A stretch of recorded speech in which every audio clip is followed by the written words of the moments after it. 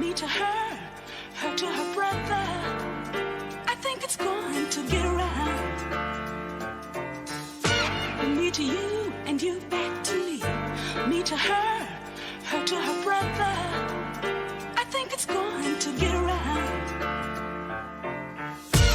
Me to you, and you back to me. Me to her, her to her brother. I think it's going to get around. Me to you, and you back to me. Me to her, her to her brother.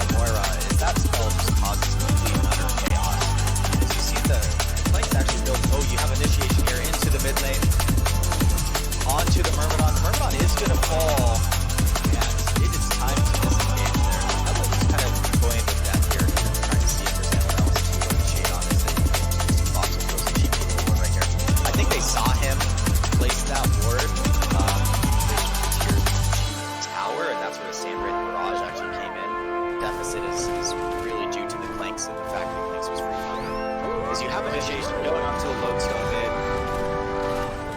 The lodestone actually goes in on, I'm sorry, the Riptide. They both kind of look the same to me. I'm an idiot. But yeah, the Riptide, the core mid hero, ends up falling there. But maybe they felt like, oh, okay, we want to take fights now, we need to deal with these solutions efficiently. So he's one of the heroes that are farming. Initiation on follow-up. The Pebble stun does hit the toss as well, and that is a 10-. Good job right there with him, kind of making sure he portal keys in range. Okay, they actually end up killing the Moira as well. The Clanks actually did a cheeky little flyby here, and able to push mid. You know, I gotta love my card. So this is what I talked about earlier with the jumper lane. It's a lot easier to pressure towers. The mid towers drops almost. So actually, props and shadows.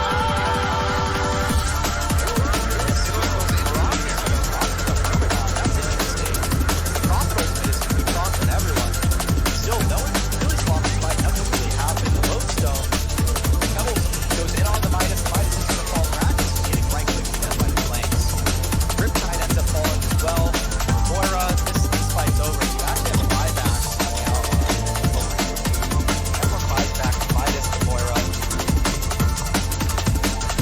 Rax, okay, and onto the Embark. Embark does end up falling.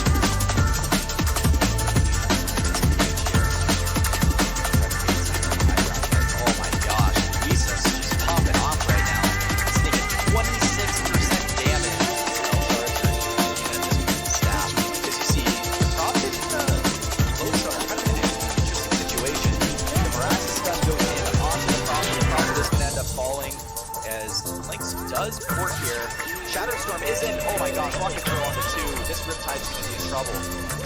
Shadowstorm does hit onto the Moira. The Moira ends up falling. Not before using the Vortex to try to save the rest of the team. Moraxis does end up blinking in and going in on the Flanks. Flanks going to band up on the recess and sends him to the well, saying, do not attack. That was sexy. Mirage does come in. Mirage usually does end up hitting the Flanks. So pretty cheeky as let's see it. Should be able to survive here. Oh my god, the previous mission come on. That was not the greatest port, but Pebbles already used a little key. Stay back, we can try to start at that point. Yeah, it's going to be really hard for Samuel to miss the main damage. Yeah, so I think the only way that they're going to defend this game is if the Moraxis is able to link in and get a fake onto him, which it's going to be a little bit difficult. As you see Pebbles actually initiate onto the Riptide here. Oh my gosh, great arcane vortex use. Prophet ultimate does come out. That is a dead hero. Pretty intense fight going on. Flanks and right click. Riptide's going to end up falling. The lightning from Flanks is popping off. Is everyone's going to die minus the Sand Wraith. I think this is a GG. Yeah, it's definitely going to be a minus backstack at the same time. He has the lightning on him, so we know that he can just go Follow from the Midas is not as I think actually Flanks is going to be able to kill the Moraxis here. The flight is actually cancelled, so it's time to disengage. Range tracks actually Midas blinks in here. Question to blink. Is the Sand Wraith going to fall here as well? He should. Oh, the proc from the lightning is you actually have an onslaught coming up from this Flanks. Creeps are pushing bottom as they look to go straight bottom now. That. Riptide using the undertow. The rocket drill is going to hit.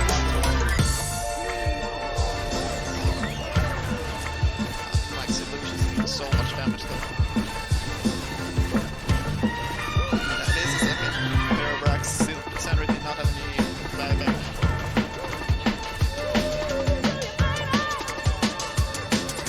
Zero actually really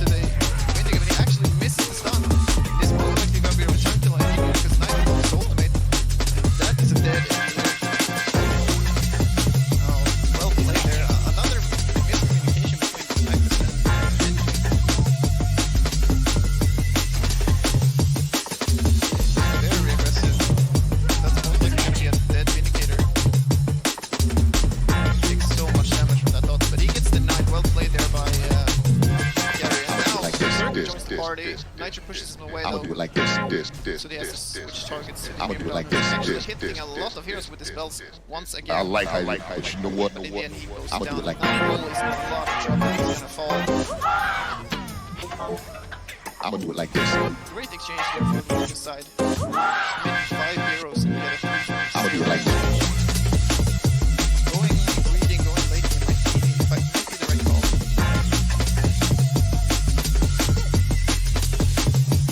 Goes down coming in.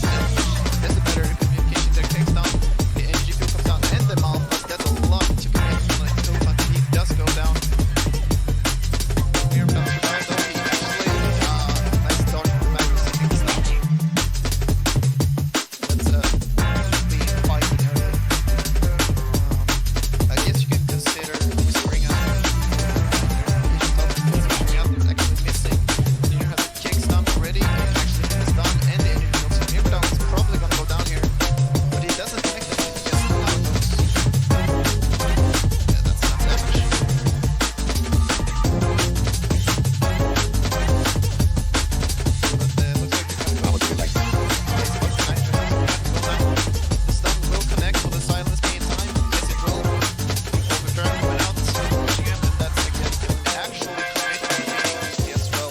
Away the tower, but it's probably gonna go down. It's defense.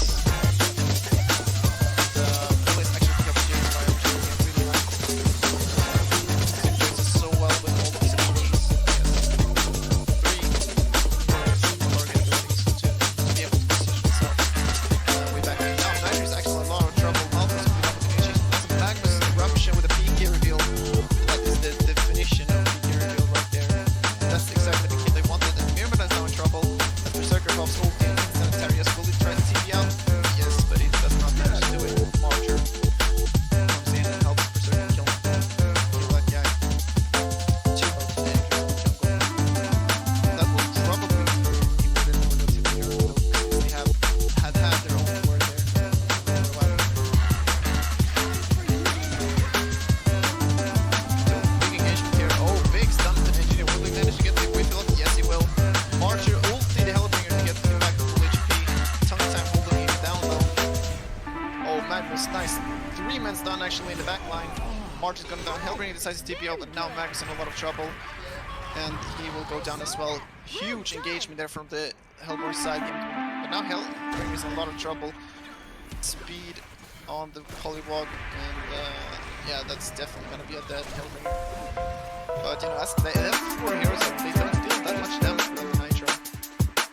So it actually takes some time for 4 heroes to kill that hero. And even this Polywog Creeps actually is gonna be able to catch someone here.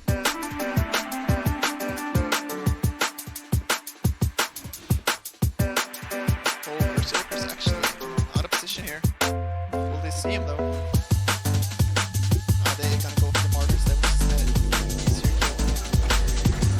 Berserker is in, but Magnus is running away. So Berserker is actually probably gonna go down here.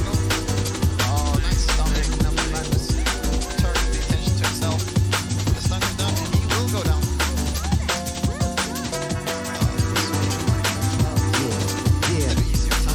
Tonight, right, yeah. You know the party surprise, so that's right. We like the party tonight, yeah. You know the party surprise, so that's right. We like the party tonight, yeah. You know the party surprise, the party, yeah, you got it.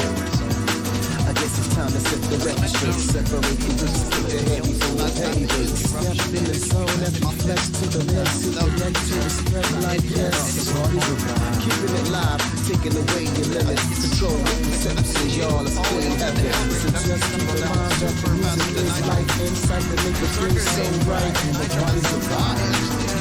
You're feeling like it's ultra. Some cats are feeling as though moving like Jehovah. I really you should do what you want as you step through the night. Party's around. Travel to a place with sounds so real. Sound direct the party, turn it out for the evening. Now here's the keys for your music. Indeed, if we present to you the vibe for the scene. The party's around. Ladies love it, girls adore it. But maybe I should find me a queen to hit the floor with. Been doing this since Cass was so scared to do it. Mother effing drama, homie, listen to the music. D&D pleasures flow with TNT pressure. Got me reaching my endeavor, steady rocking out with legends. Not about the boast, I float just like a seven. See what these epitomes, got me brethren.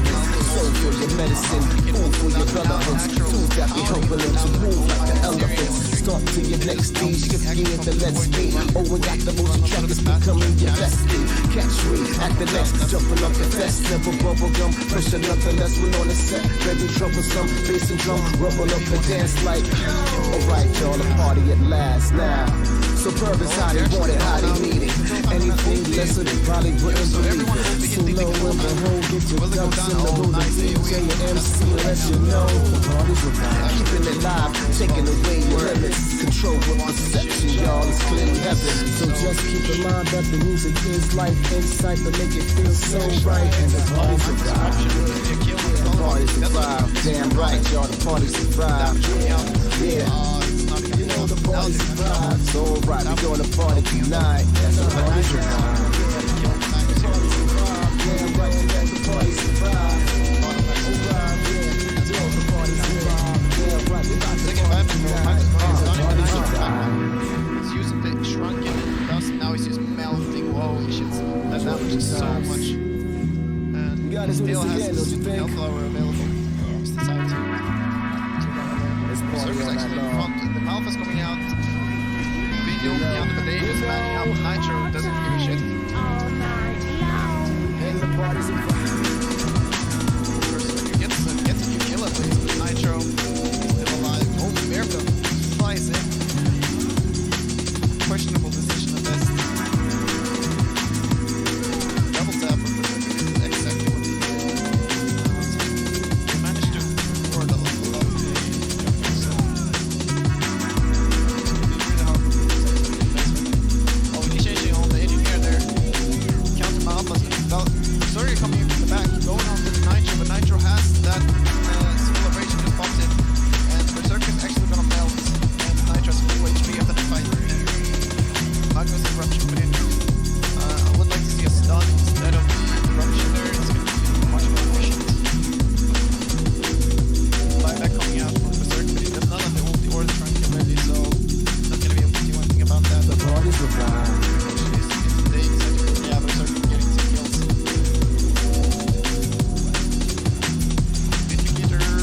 Probably gonna And the party's about. Nitro will have to run. Will he deny the Myrmidon though? No, he will not. We're gonna let the creeps finish up the top tree. Very solid play from Lappa.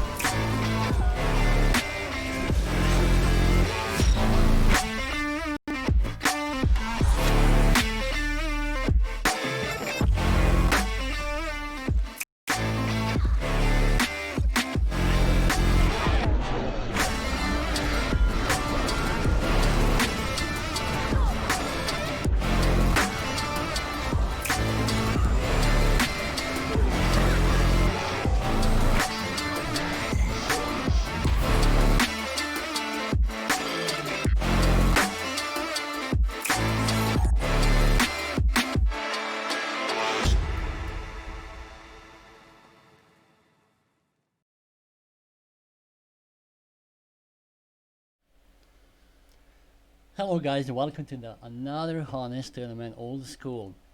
Today we are having a special guest, like Eyes of the Paradise. Hi man. Hey man, how you doing? Hi. And of course there's one more special guest from our crew, Facebook crew, Narandea. How are you? Hello. Hi. I'm great. What about you? Yeah, doing fine, doing great. We just started. It's gonna be awesome. 3 days tournament. I think it's really we're gonna enjoy. We have a lot of more teams, and it's really hectic. I think it's really going to be a good tournament. Lots of fun, huh? Yes, a lot of fun. I mean, starting something like this is always interesting, and how I was thinking. I mean, I always ask you for some help, and really, I'm really grateful for that.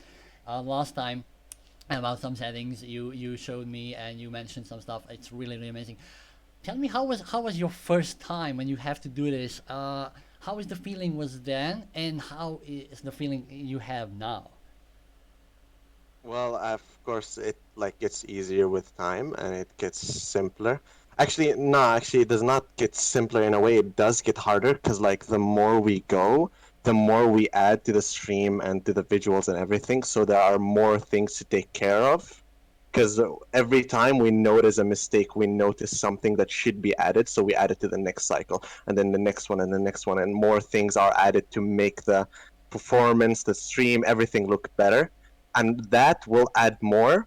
And yes, it does get, I guess, less stressful. You can say the more we go, it feels more neutral. The more you do it, but it does feel like you have to do more. Like each and every single cycle, it feels like I have to do even more and bring more to the table. But yeah, like the thing is, I don't think I can relate to you in a way because I did YouTube and I've been doing YouTube for a really long time, so I'm used to like streaming. I'm used to YouTube. I'm used to all of that. I'm used to viewers and stuff like that, and doing stuff on OBS and stuff like that. So I'm used to these things. So I feel like your level of stress is much more than mine in a way. You know what I mean? Yeah. And I feel for you. I feel for you, but it'll pass. Uh, Slowly, it'll pass. It'll get easier. But the stress you get after a while is not the stress of like fearing to fail or fearing to yeah. do some a mistake or whatever. It's just the pressure of doing a lot, and the Okay. pressure of doing a lot of things. That's the pressure that you will be getting later on the time, is you have to do a lot, and that stress is not much fun. I would rather having the stress of failing rather than the stress of like doing a lot of things. Yeah.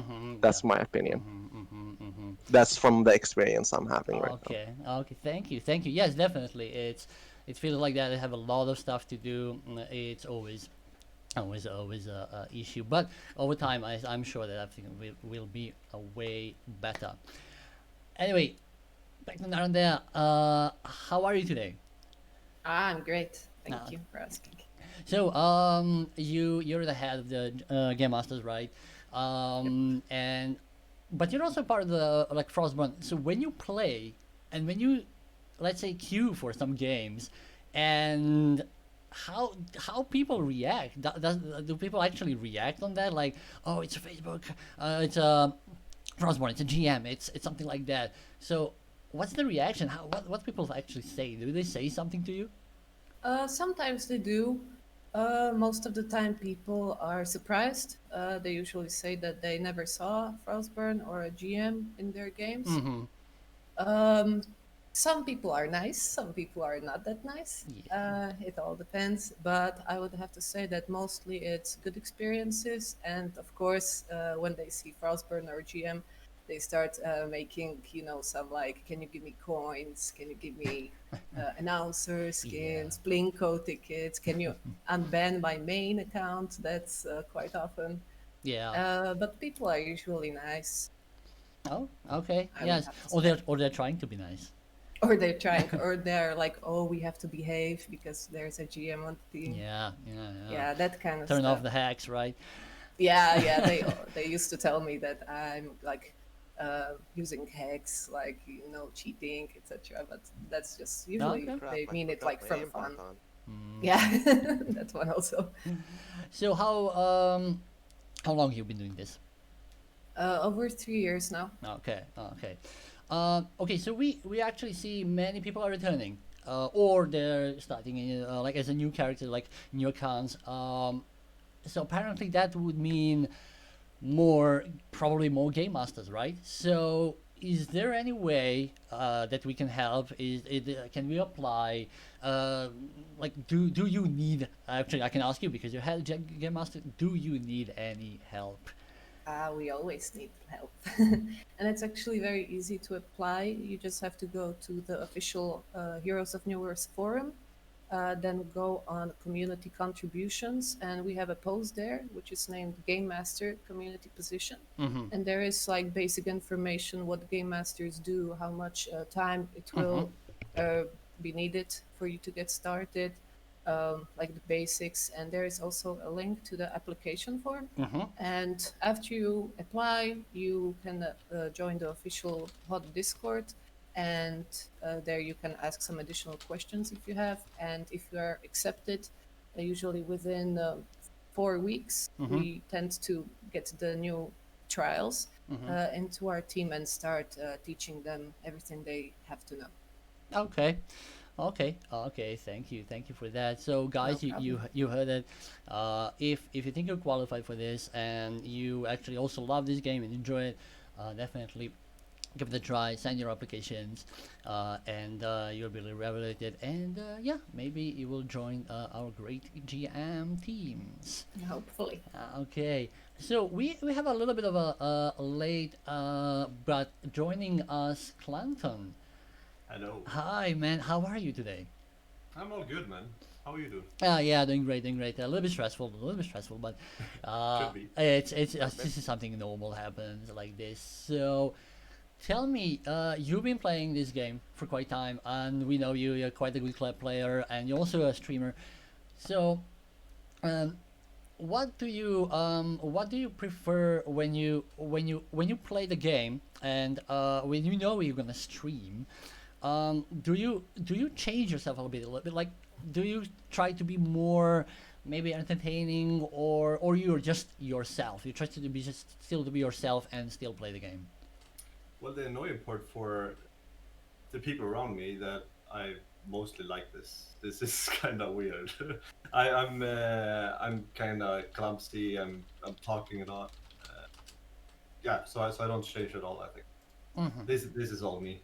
Okay, okay. So do you have any specific favorite hero you really enjoy? It doesn't have to be like some hero you are really good, but you enjoy, actually really have fun with it. Yeah, okay, yeah. When you win with something, you have fun. But do you have any hero who is real for you? It's like real fun.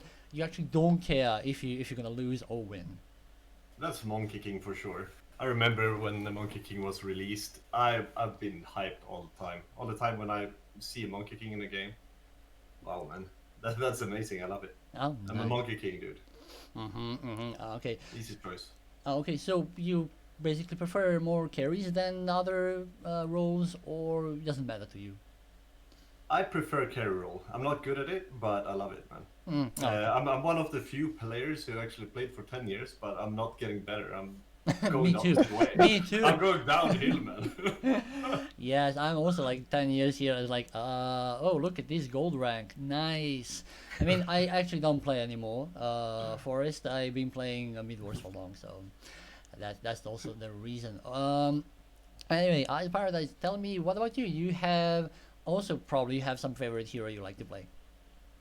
I mean, it changes for me in a lot of situations, but my most favorite hero is definitely Shadowblade.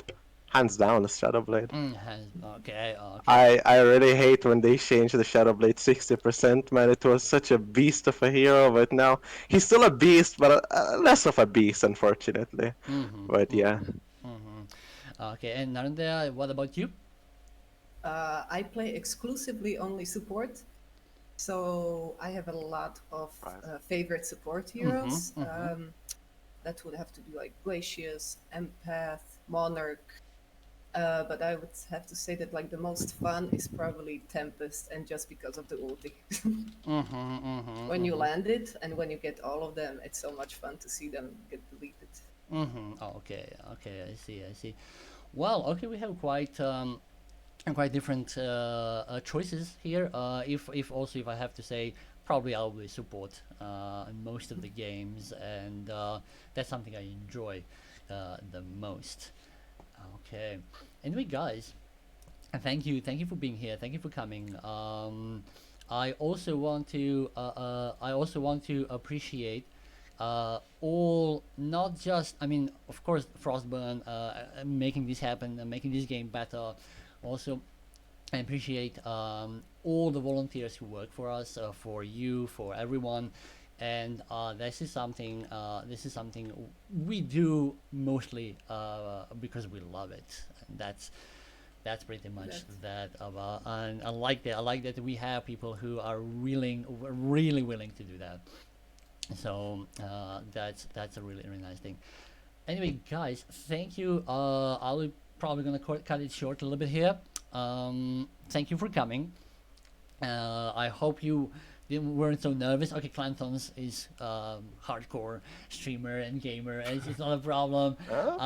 Paradise is really experienced in general streaming and casting these big plays, and really appreciate it. And I think definitely Hollow My God was also one of the reasons to actually start something like this.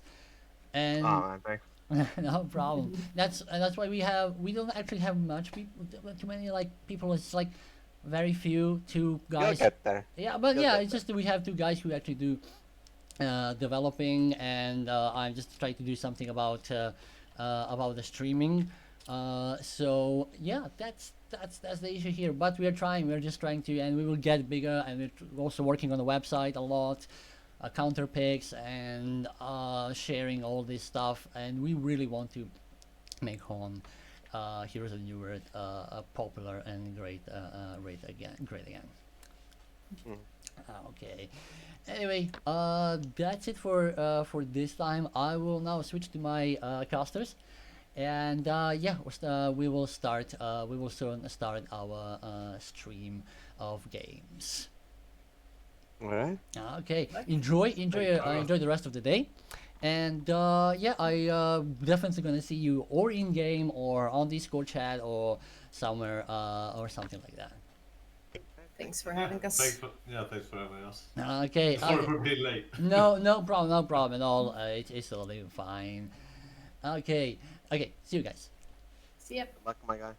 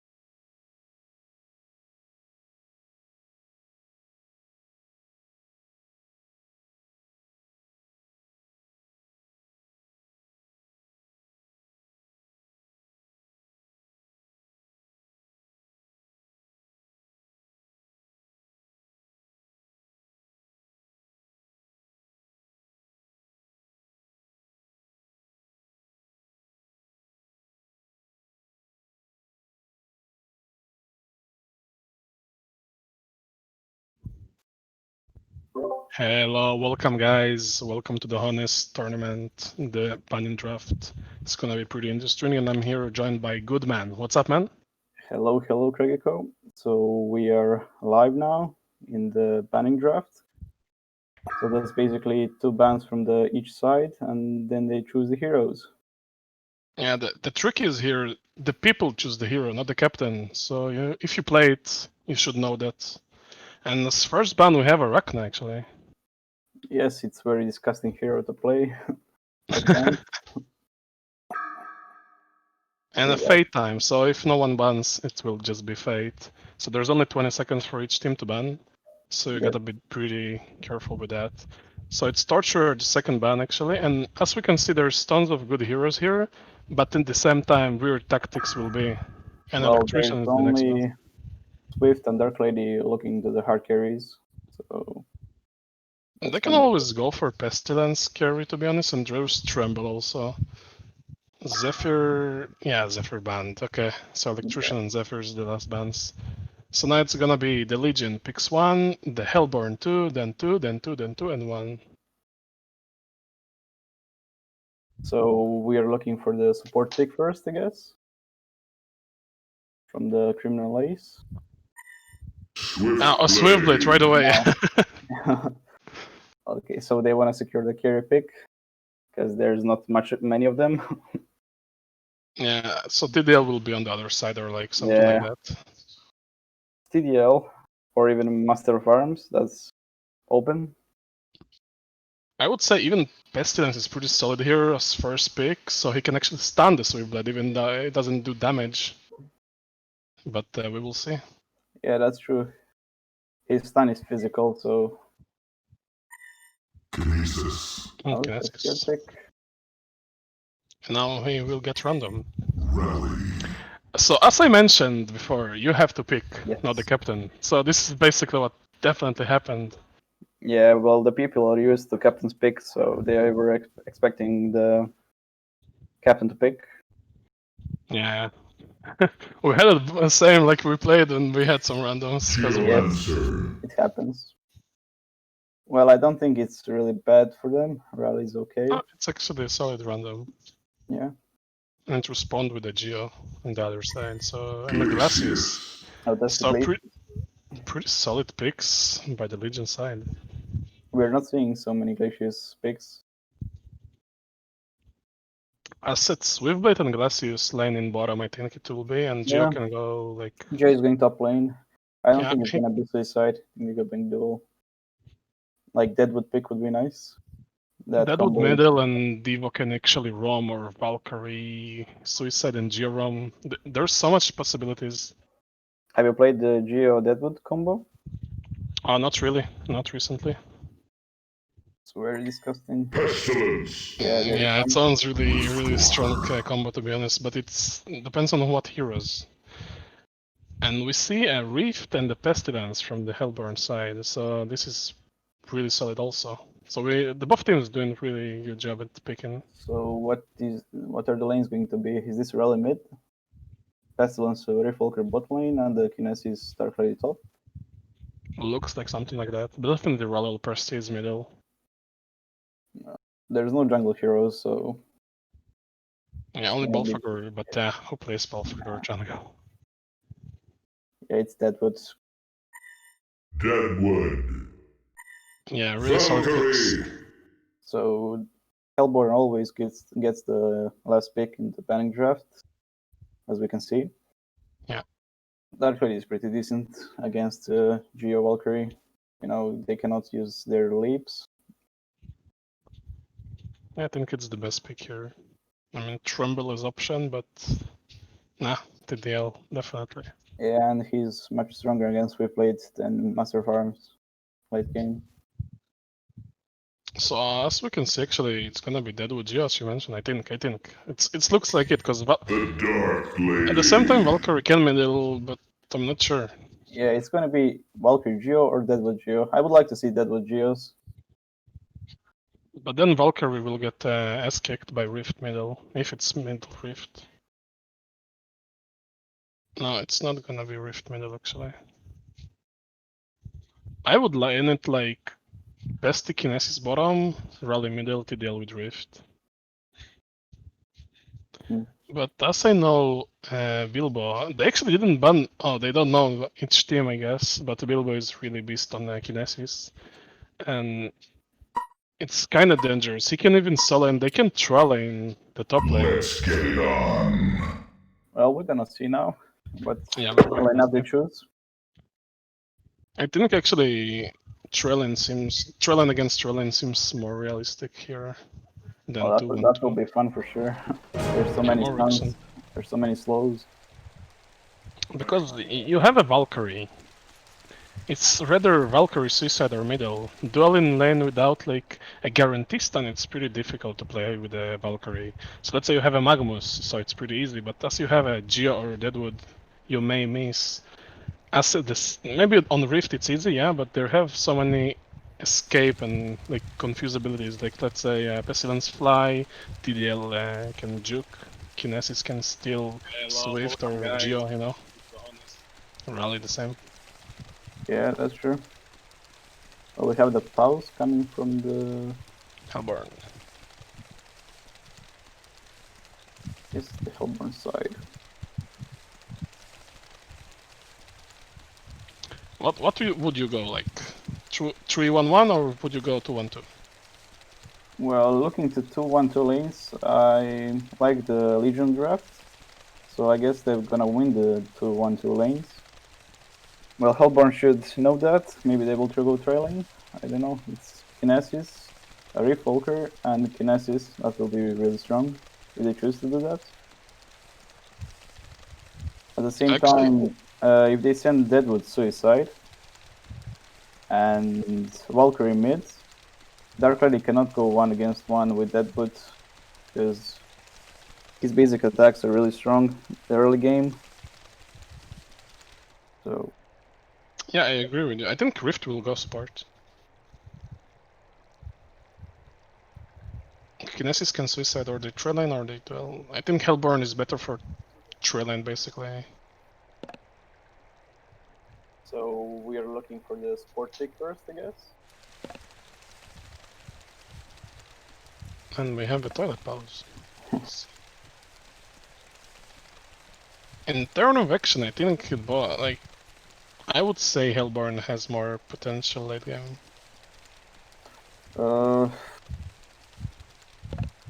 Well, the PK on the rally and the first ability, the Pestilence, that's really good combo for the gangs.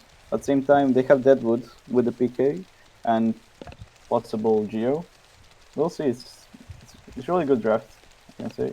It's really like head to head, it's pretty good, but I think we will see more aggressive from the Hell. Yeah. Not We're sure if gonna see Hellborn. now. It's kind of confusing to look at it. At the same time, it's like you wanna say Legion is more aggressive, but I don't know. Like to be honest, I know half of the players here, so I know Kinesis likes to go suicide. So we will see what Yeah. he does. And Criminal Ace is.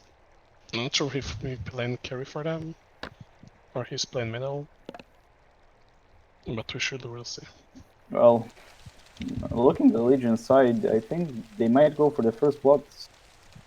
I mean, Glacius stun, Sweepblade first ability, and Geo stun. They actually should go 5 top, yeah. Let's get it on. Are they going to do that? So let's see. Yeah, Hellborn is running top. Yep. They want are to going top. protect. And the Legion. Yeah, they are trying The top. Glacius TP, yeah. That's really good. So Yeah. yeah, they basically did what we expect with the solo. Yeah, they just whipped the lanes. I thought that was gonna be top, and these three guys were going to be bots, which is fine. Oh, the 4 people coming towards the top Yeah, they're all lane. spotted by the ward. Oh, yep, that's a really The good ward. Glacius has another ward, so he placed it on pretty common spot the other one. Yep, this ward is really good. He TP'd it to do that, and it prevented the first blood, possibly. It's really Yeah, good. definitely good rotation by him.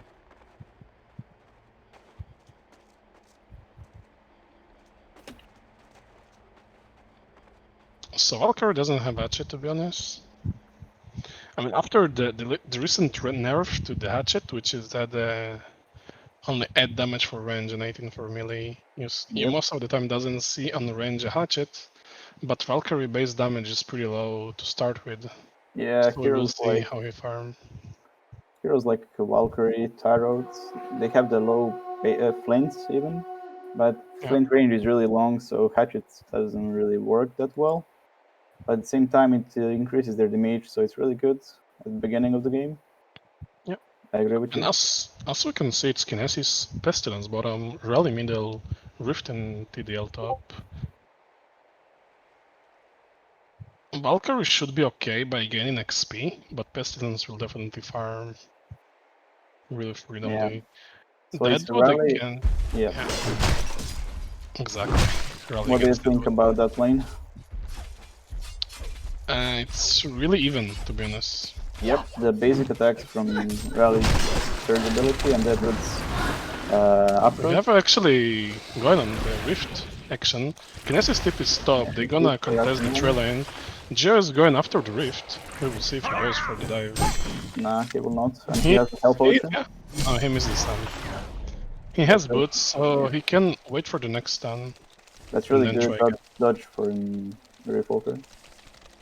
So it's a Valkyrie against Pesti. I don't really like it. Now Pestilence cannot really farm that good as he was. Well, I feel like if he gets the Iron Buckler early, he's gonna get level 2 here. And if he farms the Iron Buckler, he will be fine. Yeah, he will be fine, but not the same as he was. I mean, Pesti would farm without Valkyrie touching creeps, as Kinesis is there. But now, Pestilence, because of the range of Valkyrie, will have less creeps. Glacius not in the best position. He's getting her out. No, he's fine, he's fine. So looking at the top lane, they don't have any stun. They only have the slow. They all have actually slow. Kinesis didn't go for Q. He's trying to rift him, no. Well, the only stun they can get is the Kinesis stealing Geo's Q. But he didn't go for the first ability, as you said. Yeah, Geo misses the stun on them, and he gets initiated by... He didn't want to stun the heroes, he wanted to prevent the pull, which is really nice for him. And he can do it only because of the boots, by the way. If no boots, he would die. Yeah, it was really risky play. I agree. And the middle matchup is pretty even. There's 10 crypt kills on Deadwood. Yeah, 10 on 10. Yep, it's really even. On the meanwhile, Valkyrie has 10, while Pestilence has 4. And they both pretty low. And Swift is also low. Glacius half HP. Yeah. Some kill will happen soon, seems like. I mean, it should be on the top lane. I feel like Geo, Glacius, Swift can actually kill Kinesis or Rift or even TDL pretty easily. Yeah. They don't have escape ability. Yeah, now they can steal the Geo from Kinesis, only Rift won't have escape. I feel like they're playing it too passive. Yep. I mean, they're grouping up behind the Swift blade while they should be in front of or on the side, trying to harass the Refalker on the Kinesis. Oh, we see the medium camp now.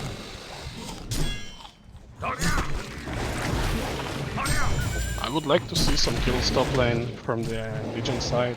It's probably if gonna they happen. get more levels on the Hellborn, they can start killing Glacius easily. And this ward is really helping the Hellborn side. They can see the all behind them. Yeah, and on top rune, they both have on the same spot the rune, so... This is interesting to see. Oh, and there's the... Perhaps in the Valkyrie. So soon we have Deadwood 6, and Rally is actually falling a bit of XP. So first to hit 6 on middle plus Albiter Avarice, you will get first blood.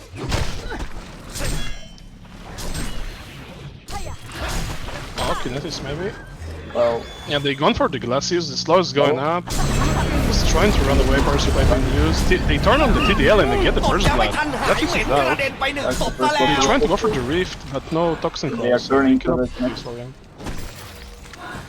And they will just go back off. I would YOLO with the with the Kinesis on the Glacius, to be honest. Or the Swift, as like he has a cooldown on his skill. Yeah, there's double damage on the rally mid. He's trying to harass him. He's harassing him well.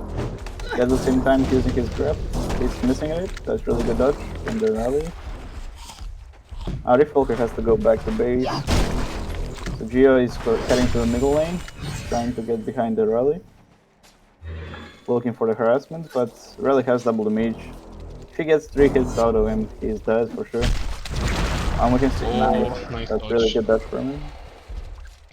As I saw, actually, Glacius is going top with the regening, both mana and HP, next to TDL. TDL just slow him and get it off. Why don't you go like behind trees or something?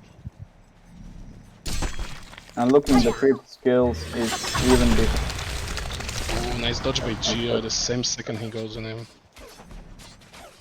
Swift and the Dark Lady have the even creep kills, which is really good by Dark Lady. Yeah, he basically just doubled the creeps. Yeah, since they have the hard lane. Well, look at the charges, so the power supply, Swift Lady has 15 of them. He's not gonna die for sure. I can agree with you. It's like the heroes they have doesn't have that much damage. And Rift is actually skipping his W. I would say go 1-1-1. No, Nah, I would say he should max his W for sure. He doesn't Rift, need... no. Nah, I like the slow on the Glacius. Over damage when you have so ultimate. little damage, I don't agree with you actually. Valkyrie ult is going on and on a ward. They wanna kill her. Oh, there comes Oh, the ult. rally's been initiated on. Nice, there's the kill from Desert coming. Rotation by Geo. There's nothing he can do. Yeah, they just basically root him into ulti, into stun Geo. Yeah. That was wonderful. I think Glacius is getting initiated top. They actually turn it around into Kinesis, Geo stun out. They try to go for the TDL, it's half HP. And they go for the Rift, he misses the stun, but I think it should be fine. Oh, Geo will die! Will he 1 out attack? Yeah, he's dead. Nah, And they go for amazing rotation by Rally, finishing him off. so they're going for the And Glacius will die also. low comes. Yeah, He's done, he's going down for sure. That's amazing really good. stuff by Hellburn. That's really good addition from the rally. Coming in exactly good time. And meanwhile, bot lane, Pestilence is on the 22 creeps, while Walker is having 40 of them. So that's double. See? That's exactly what I told you. That's why... Yeah. Let's say they will win top lane, you know, as Hellburn, really hard. So it's okay, but they're pretty even top. It's just 2,000 gold granted for the agent side. that tower, but And the then the night comes. tower bot is falling down. Pestilence is And, no, denied. it was middle by the deny by Rally. No, I'm saying bot lane tower is really low. Yeah, it's not. Yeah, it's gonna be denied also if Pestilence will just tip it now. It's on the deny range. Yeah. Below 190, it's deny range. So Dark Lady went for the Mythic Weapon's first item. I That's kinda disagree with it. I Nah, would go that's really bad. first. Yeah. You need damage on the trail lane. Yeah, it's damage on the movement speed to run away from the swift dashes. You have smoke coming out from Pestilence. Geo is trying to escape, fly coming from the Pestilence. He stuns him, actually proc his E to her, and he's dead. On the turn on the Deadwood, and he's also dying. Hellborn is just dominating them. The big arrow is coming 2 seconds on the Pestilence. They finish off the Pestilence. TDL is going, trying to escape. Valkyrie going on the rally, trying to kill him. TDL is actually going backwards, giving his team time. Trying to dodge into the jungle and TP, but I wouldn't TP. I wouldn't TP, it's like now you have to walk. What did you do with that? You was dead, definitely. Why to waste it? Now he has to walk to the tower, the lane. Yeah. Actually, Hellborn won this team fight like by a lot, and at the same time, Legion almost 3k lead and 2.3 kills. And the bottom tower is not denied yet. Nah, I don't think that's Pestilence will go all that. They trying to find rally middle with the oh, actually missed the top here with the Swift. He just basically ulted him. Yeah, yeah.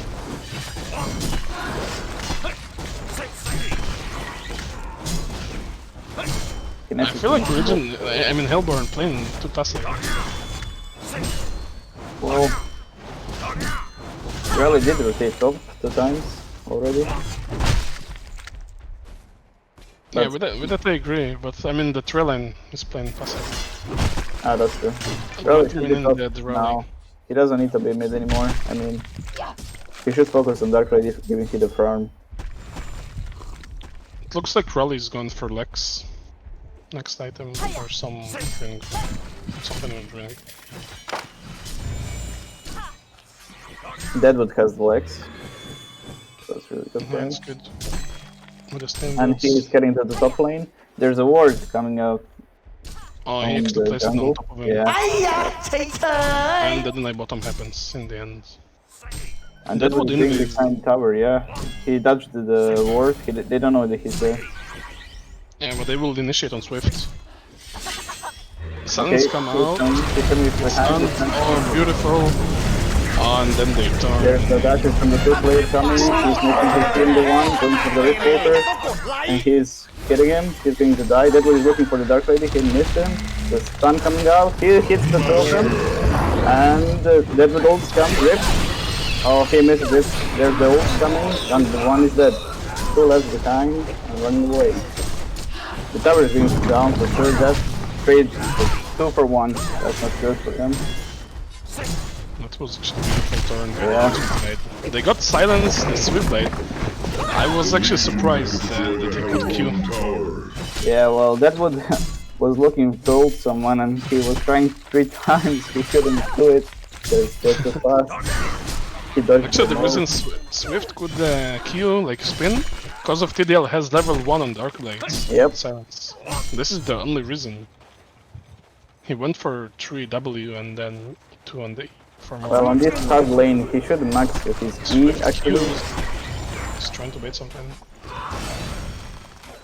That's fine. Dark Lady is now bot, trying to get some farm. He is on the 300 GPM, same as the rally, so they're matching up. Yeah, but Swiftblade is like rocking. Yeah, he's 450. He's on the lead. He's going bot lane. He has his ultimate. He's going for the Dark Lady. Yeah, they will just go farm. I don't think he will initiate on him, unless he can just dodge. Yeah, Dark Lady cannot approach him. If he comes, he's just gonna use his Q. Or even harass him out. The problem is Swift didn't go away from the ulti of Valkyrie. Yeah, they're going for the 2 lane. Rift Walker has half HP. Pestilence is in danger. He's being stunned. Zara? Zara misses the Pestilence. Yep. And Rally goes down late. They are going for the Valkyrie now. He uses his leap. Is it going to be enough? With the Ghost Marchers, yes, he has hit Steamboat, so yeah. They have ward in lane, so they saw Geomancer now. He is going to out. Rally is gonna stun him for sure. No, my god. What? They missed that. Oh, he's dead. But they pushed middle and bottom at the same time. Yeah. PK pretty close on the Deadwood with the legs. I would get level 11 PK and just be on the TDL forever with the smoke. All he has to do is just focus on TDL and the game is over. Yep. And same time, bot lane. Pestilence is coming. He's just looking for some farm. Deadwood should be careful middle. Yeah, they're taking for him. Nah, he has double damage in the bottle. He might go here. Go for the... That's bad. Nice bait on his part. Yeah. He saw their round. He sent something sneaky. But TDL is top actually. They let him like cover. Yeah, they let him farm a bit. Okay, that was going top actually to finish his PK. At the same time, bottom will have some action. Yeah, Geomancer is waiting for the stun, but at the same time. Arrows coming from the Valkyrie. Let's see if it hits.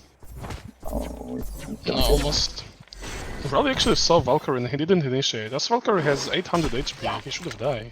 Maybe he's afraid he doesn't see a Geomancer anymore. Yeah, but he's seeing like Deadwood top, and they have vision. Well, yeah. I guess when you play tourney, you're more scared than usual TMM. You don't go for everything. You sense like you think 5 people on you all the time. Yeah. So Valkyrie is actually going for the Nullfire first item. It's decent, but maybe a second tower item, I would say, because he cannot farm now. He was pretty farming ahead, so much of Pestilence. As you see, 350 GPM against 190 of Pestilence. Yeah, that Pestilence is bad, very bad. I would even go Thunderclaw on the Valk. But well, Nullfire is not bad. It can perch the Pestilence. They're probably looking to close the game before the late game, so they don't have to struggle. Mid-election, we will see if they initiate. Yeah, they're looking just spots the rift, he can see him from his... Yeah.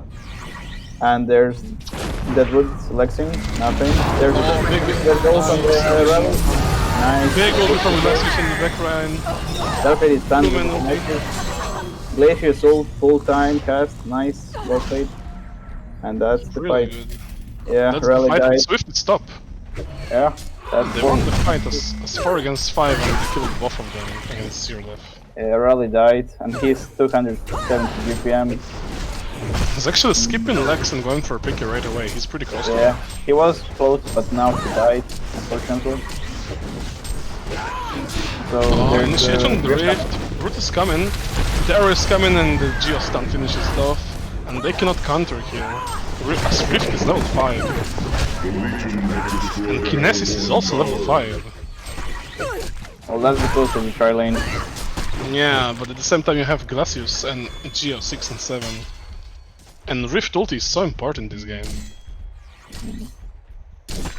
I would go with Rift to the jungle, get level 6. Or at least buy XP. Almost got arrow to the knee from the Valkyrie. Valkyrie just gonna finish the Nullfire top. Swift is just farming jungle. Legend is playing really fantastic this game. And they have less vision than the Hellborn. As you can see, so many wards. 9,000 gold advantage in 16 minutes. With 1 ward. Yeah. Like, oh, middle initiation? No, actually just farming the creeps. Yeah. Geo is trying to get something. Hellborn has like almost the same words. Like 2 words at the same time around place. The bot lane, you mean? Yeah, the bot lane and the top lane. Look at the middle and oh, it's a rev, sorry. So it's only one. Okay. For the Legion, we have more vision now. There's the Valkyrie ulti coming out. Deadwood is getting to the Dark Lady. He's probably going to ulti now right away. And then grab. Lex ulti. Let's see. There's ult coming out. The grab is coming. It's coming. Rift is trying to grab him. There's the... he did it too slow. Counter is coming. Dark Lady ult is coming. They're backing off. He's trying to escape, but he missed the stun and rolled it. Nice. That's a really good TP for coming out from Glacier. And save last moment. Bro, really missed the stun on standing TP target. With the PK. He PK in and he missed him, and they have vision there. Well, maybe he just... I'm surprised, to be honest. Finger went off. Well, it happens, it happens. Yeah, it happens. I feel like Rally missing a lot of stuns this game, just not in... Oh, there's that went bottom? If you root him, Lex him, he can kill him actually. Oh, there's the root, there's the Lex, and he's not gonna go for it. He's not going for it. I don't get why not. Oh, I mean, the Cleaver. they have vision. Yeah, Cleaver and Swift. And the Whispering Helm. Yeah, he recovered. Like he saw ahead 520. Yeah, that's the reason why Valkyrie went for the Nullfire. They don't need to farming items, so just one. I agree with you, yeah. On that I agree. Stall's coming from the Deadwood, so armor monster is coming. And they are going to kill the ward, I guess, on jungle side. Yes, they will. So Dark Lady has no cleaver, it's minute 19. It's gonna be a really hard game for him. And he's not really close to that. I mean, like a Rift ult, into Rally ult. He had hammer in the stock. Ah, okay. So, okay, let's go briefly on the items. Okay, go. So Valkyrie went for the Nullfires we mentioned. Glacius will go in for Astro, looks like. I would just rush Send or Tablet, as they have a Pestilence. His Swarm is really known to deal with tons of armor minus, so... Well, Send against the Refolker, I like the Astro because when the spells come out from the Refolker, you are all grouped up, and the Astro really helps in that moment. So... Yeah, but you can go for Gnomes on the GR. I mean, GR is Russian PK, looks like, and Swift is just doing casual build with Cleaver into Whisper and Helm, and Deadwood is just going for armor. But well, the Hellborn can win fight only if the Refolker gets someone. I mean, more of them, and the Rally combines with that, with his PK, stun, and ultimate. And then the Dark Lady with the Cleaver, when he strikes with his charging strike, that can be good. They can clear them all. Yeah, this is the best situation if they have like almost the same level or a little bit above. And this situation, we have 11k almost lead and 10k almost lead by the Legion Yeah, side. they need a comeback, that's for sure. I don't feel like if they combo all of this together, they will kill. As they have souls on the Deadwood, and they have Lex. If Swiftblade doesn't use his Q, they might be able to kill them all. Because Swiftblade is squishy. He has 900 HP. And the Rally... That's correct. That Rally ult hits like 600 to level 11. Is that... Yeah, they really need levels. They're so behind on levels. That's for sure. Yeah. So as items on the Hellborn, there is not much, but Cleaver just finished on the TDL, it's on the stock. He's gonna bring it now. Pestilence, he just didn't have the farm bottom. And Rift is pretty behind as the Kinesis. They both like on low GPM and low XPM, and Rally is doing like okay. So it's like basically their hope is TDL to get back to the game as they protect him. So this is the reason why Riften is top behind him always, trying to ult if something happens. Yep. I would go to maybe like Congar soon on the Legion side. They have lifesteal on the Swift. They have Valkyrie with them. They have the damage. They have armor. Lex can be used by Deadwood on the Swiftblade while he eats. They can Congar. I would say that, and Hellborn cannot really respawn, as they saw behind. Yep. You know, even if they respawn in and they'll have a dust, Valkyrie just ult and they just escape from it.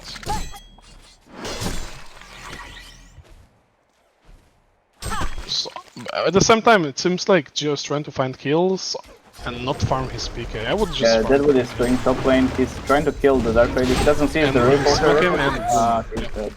This is the Souls. It's just unfortunate. Dark Lady couldn't know he's there. Without roots. Really good play. Oh, it was Widow, sorry. This is because of the Souls, now he melt. Before he couldn't kill him that fast. Yeah. I mean, there's nothing he can do. Initiation on the Swiftblade, and he spins, so he cannot really get killed. The Gia ults and finish off the Pestilence. Sorry. Massacre. And they just back off. But they will push them off the bottom. Yeah, I mean, the Legion side combos, their spells are really good. There's nothing they can do, that's for sure. Yeah, they just have Rift to protect. Yep. Or Rally to not initiate and be like backliner. But I feel like they're slow ahead. Riften going. Big Storm is coming on too. Big Swift on the Glacius. Oh, the Geo is getting away. Nice. And Glacius is getting countered the ulti by the TDL, Big Silence. I'll be with you. Dark Lady ult coming out to Valkyrie. Is he going to slow him? He doesn't have a vision, there's a haste rune coming out. There's the haste. He's gonna take it, and he's going to be fine. He should be fine. He can even kite them and kill him. Pestilence mid lane, he's trying to kill... He's trying to arrow 3 seconds and come in. Half HP TDL, let's see if he can do it. Oh, he's gonna do it? The slow doesn't work. If he kills both. Oh, nice stun by Gio. Dark Lady has no mana, he has to go back. Kinesis is going to die for sure. Oh, Rally comes and smash. Nice. Deadwood. Oh, nice catch by Deadwood. Good follow-up. Stun by Geomancer. It's a dead TDL. I think they will go 3 seconds PK on the Rally. He will try to PK. He needs to auto-attack him. No, they don't go for it. Actually, they will turn it. He wants to go in it. Deadwood is gone for the... Oh, they just trade Rift and Gia. And Deadwood is not in the best spot. Glacius should run to him. He's on the middle. Nah, he's so slow. Deadwood can do it by himself. He doesn't have mana for PK though, but his tree Yeah, this is is the gonna give him problem. the speed. He should switch boots to hell. And the swarm is on him, so they can see him. Stuns coming. Coming out. The out attack. Yeah, it's going to be enough. I feel like he didn't go to the right route. He could go for Swift and Glacius as the middle line and maybe get slowed by Glacius instead. But yeah, he just made, let's say, space created. Yeah. So Swift just farm and he gets his Swift I think. is 5. And he finds Rift, he will probably ult. Wait, what? No, he decided not to ult. I mean, It was maybe a it's free not kill. worth it. Well, it's a long cooldown on the Rift kill. He's like dead for 25-30 seconds. He doesn't want it. Yeah, at the same time he's farming the whole game. So you just kill someone and you go farm to the jungle. Well, maybe they're looking for to close the game. And maybe they don't want to go a late game. Maybe you're right. So Gio's just farming bottom. He's Oh, PK there's the double 50 damage off. on the Swift blade. He's going to. He has the rot on him. Just go Conqueror. He's playing the mid crypt. Yeah, the Conqueror is open. Swift blade can do it solo with the double damage actually. Yeah, I don't know why they don't go. Nah, they will know. Look at Helmer. They just go 3 people TDL farming. Nah, they're going to the Conqueror now. They wait to passive and there is Deadwood coming. Look, Nice ward, but they doesn't see the yeah, nice Conqueror kills coming from the legend side. Can Hellborn side kill the Conqueror? I mean, No. there's no life steal, that's gonna hurt. No way. The only way is, I mean, they have the armor from Lex to protect like Bestie tanks or something, but it's not enough. No damage on them. Ward is gonna spot the Deadwood. That's really good ward on the Hellborn side. They're backing up now. Pestilence is farming bot. He's trying to get that PK. He needs 500 more. And Gio gets his PK now. And Valkut. Yes, no? Yes. He was like fake iced. And I think they will initiate on the rally. He wastes his stun, so this is his. The stun comes from the Gio. Ares coming, 3 blocks it, and they just fall back. Swift is just farming and going bottom to continue farming. And this is good, like he almost got Gio. Rootis misses the TDL and the Pestilence. They will initiate on the Valkyrie. Nice jump, nice sleep there. So, Glacius! 3 bracers. Yeah, he wants to be tanky. He's the tank. Who needs Deadwood when I can get Yeah, 6 he's bracers? 1300 HP. That's fine. Grishmo could activate. So Deadwood is sitting top patiently, waiting for TDL to farm. He initiates in, Here's the charge. and the root is coming. Lex. There's the and kill. He's There's the dead. kill. That's really good kill Widowmaker from does the Deadwood. job after the Lex, yeah. And they even go as for, like, Deadwood is getting solo kills on the carry, meanwhile the other 4 is just roaming the other lane. Bottom, top, you know, and they just go for the combo as Hellborn said, Yeah. not help them. Gio just trying to spot them with the top. Pestilence kind of feels the air, but he doesn't even care. They don't even care too. They want to kill the Conqueror. Yeah, no vision on both sides. Yeah. But because of Geo's stock, they can see them. Yeah, token on the Switchblade, that's really gonna be... They are going to push now, that's for sure. Valkult is coming. Yep. They can go to the tower now. I mean, he has Yeah. Geos. He has Geos, that's really good for him. Yeah, they should just go for top lane. And if Refolker's ultimate on the Switchblade, he's just gonna die and use his token, gonna revive. and they can- Demonic by Deadwood. So much harder. So basically now the Pestilence without stuff, and at the special in this level, like not even 16, doesn't do the work. Aaron's missing. They are pushing tower now. And Tidal is middle trying to create some... This is exactly what I said. Switchblade should be on top of He just the tower. spins. Yeah, he just needs to kill the tower. And if they go on him, he's just gonna die, and they kill them all. Yeah, I feel like that too. Hellborn Don't side care. knows that. TP from TDL is coming. We will see maybe initiation. Ulti by the Valkyrie. Kinesis holds the Swift Blade, and they don't commit. Well, they don't feel that like they can kill him, and the Valkyrie ult is there. They just sours him, and he's in the front line. Just out of time, he doesn't care. Bro is low, let's initiate on the Glacius. The Swift Blade is moving all of them. Big Geomancer ult, and they all solo. Valkyrie finished the job, goes for the finish too. Kinesis. Almost big Rift ult, but he misses the ball. 23k gold and 19k XP led. I don't know if they can come back from that. Pestilence got PK and Kinesis went for Gnomes and Abyssal on the TDL, that second item. They just so behind as you compare to Demonic, Beast Bracer Glacius guy, and Geo on 2.3k with the PK, so he can go Sand, Tablet, whatever. Oh, 5 seconds on the rally. Really just spins on him. Geos stuns incoming. They go in on the Pestilence and Glacius stuns him and Swiftly just finish him. They cannot protect it. I think it's game. We're gonna see what they're gonna do. Willowmaker is gone on the raid, finish him off really fast. I was missing the TDL, but I think yeah, Digi is being cold.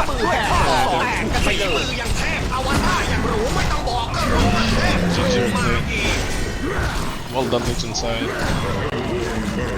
Any final thoughts on this game? Well, I feel like Trilane was passive from the Hellborn side, that's for sure. I mean, didn't have the stun. Bilbo Kinesis has his Q on the Geomancers, and that's all. I feel like, yeah, Legion was too passive when they could be aggressive. But at the same time, it was a good game. Rally did good against the Deadwood mid before that gank. Pestilence did his best on the bot lane. He couldn't do anything against range Valkyrie. Well, on top lane, Dark Lady was farming really well, same as the Swift. Even Rally came top and they had fantastic job by dominating them. It started after like being passive, you know, they stuck in 3 people top, 4 people top, and then suddenly the FK farming, Deadwood just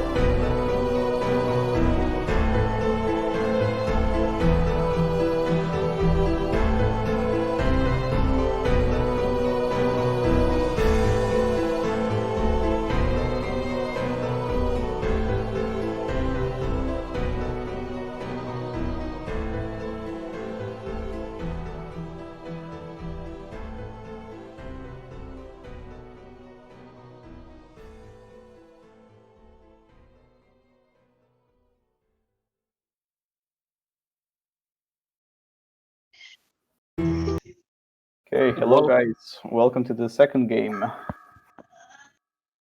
of the best of Hello. three. Well, First game was kind of dominated by the Legion side. We're going to see something else now. What do you think? The picking, there's the Mage Bane, Dark Lady, Puppet Master. There's actually tons of carries this draft. There's Sunrate, Predator. There's quite a lot of. There's the Marax's first pick coming out, the Legion side. So now they have to pick 2 heroes.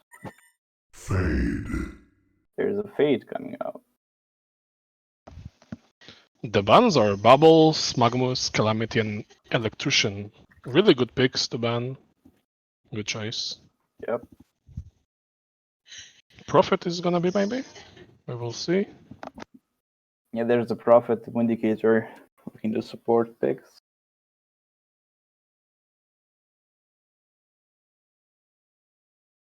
So he's showing up the Prophet. Yeah, it's gonna be Prophet.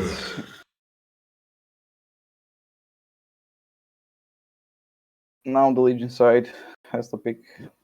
What do you think is gonna come?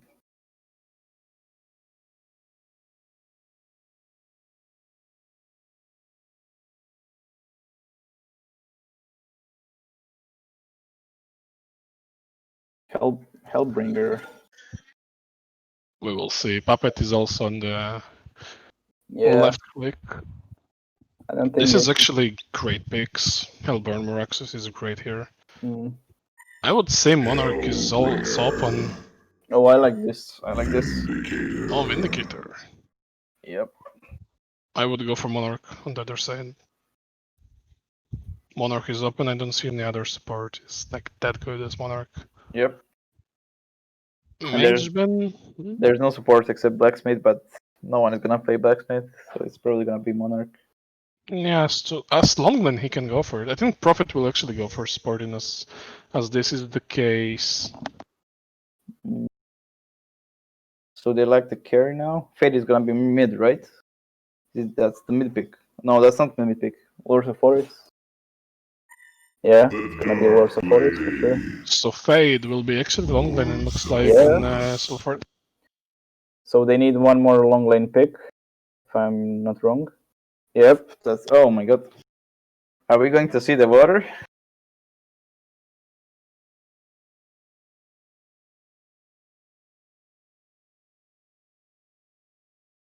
That's really great pick. I like it. So the Legion has to pick carry now. It's gonna be Puppet or Mage Bane. Guess it's Puppet. Yeah. And the long lane hero. It's a Blacksmith. Master. Okay. Blacksmith. So it's gonna be Blacksmith Hellbringer top, Moraxus mid, and Puppet Master Vindicator bot, I guess. If they don't do the tri-lane again. They are showing up the Valkyrie for the long lane with the Fate, which is actually a good combo. With the Fate stun on the arrow coming. Oh. Okay. Okay. Interesting thing. I'm sorry, guys, for that. So we have a Puppet Master and Blacksmith on the Legion coming up to close these picks, and Emerald and Lord TDL instead of Mageban. Yeah. This is nice. I think it's gonna be Fade Emerald bottom, Sulfur's middle, TDL and Prophet top lane. This is really nice, and on the Legion side, it's gonna be Hellbringer middle, I think, Puppet and Vindicator bottom, and Yep. Actually, no. It's Trillion. Yeah. Looks like Trillion actually. No. Or they can do the Puppet Windy bot, Hellbringer Blacksmith top, Meraxus mid. Yeah, that's actually also right, but I think they know that Lord will be middle, so they rather send the crunch. 2-1-2. That's 2-1-2 lane. Yeah, Hellbringer goes for the hatchet middle. Yeah. Yeah, let's see. That's probably toilet again. They should go for Meraxus bottom, like solo, and Vindicator, Blacksmith, Puppet top. They have so much potential to kill. The silence, the slow, the stuns. I really like that if they will do it, and at the same time, they can defensively trail lane a stop. They have a silence from Emerald, the tons of traps to like to place 2 traps and to let them go into trap, then Prophet just nuke him with a TDL. But it's definitely Legion going on top. Well, if Blacksmith and Puppet Master are going top alone, I would like to see Emerald going bot with the Fate, so the Maraxis doesn't have a free farm. If he goes free farm, he's gonna have 10 minutes PK with the boots, Chalice, and I don't know. Is this going to be the tri lane? It is. Looks like it. What's going on?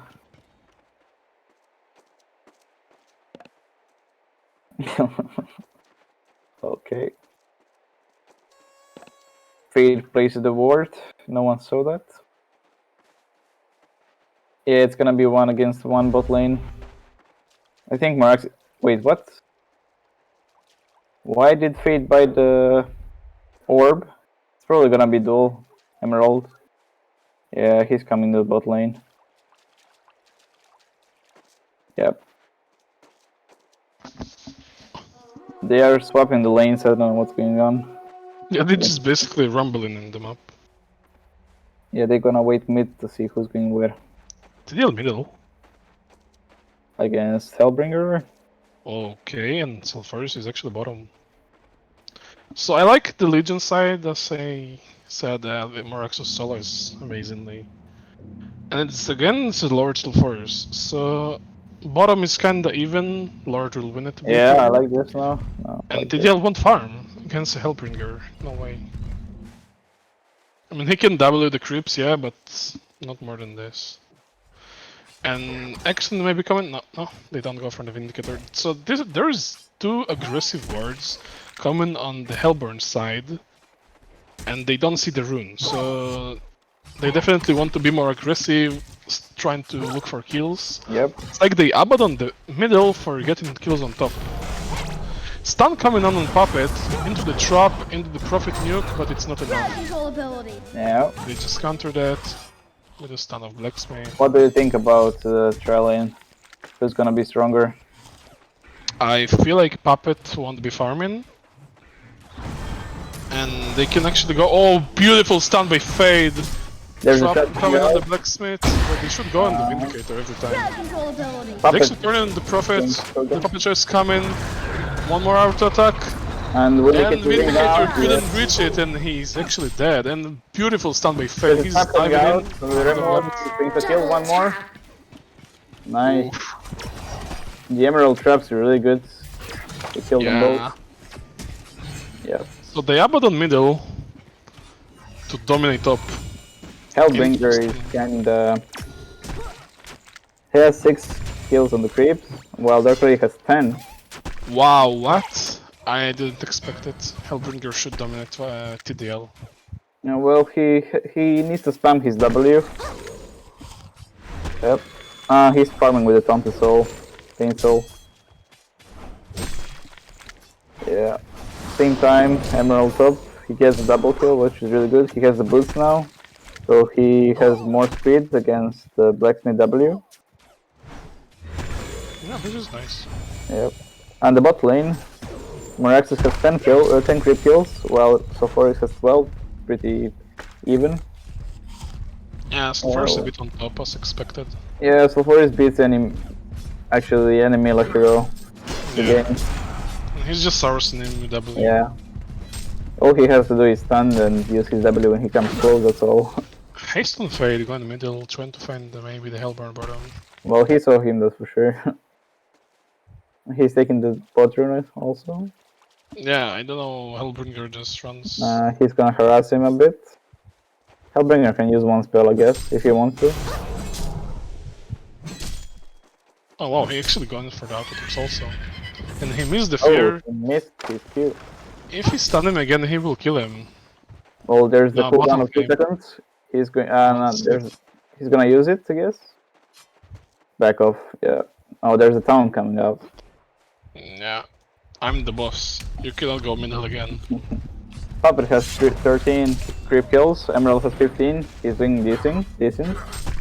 So it's Really good for Puppet. Actually, they try to initiate top with the blacksmith slow, but I think they go for it. Like Legion, you're 3 against 2, come on. Do that. Just do it! Blacksmith got in the wrong tree and they cannot go into that. Prophet just hide in. Oh, initiation mission! No, he's just holding up. It's just securing TDL farm. Yeah. So from TDL that doesn't shoot farming, he's actually farming really well. Blacksmith is being middle. Fade is going again. TDL initiation, Hellbringer stops him. Fade is going to reach the stun. Is he going to reach it?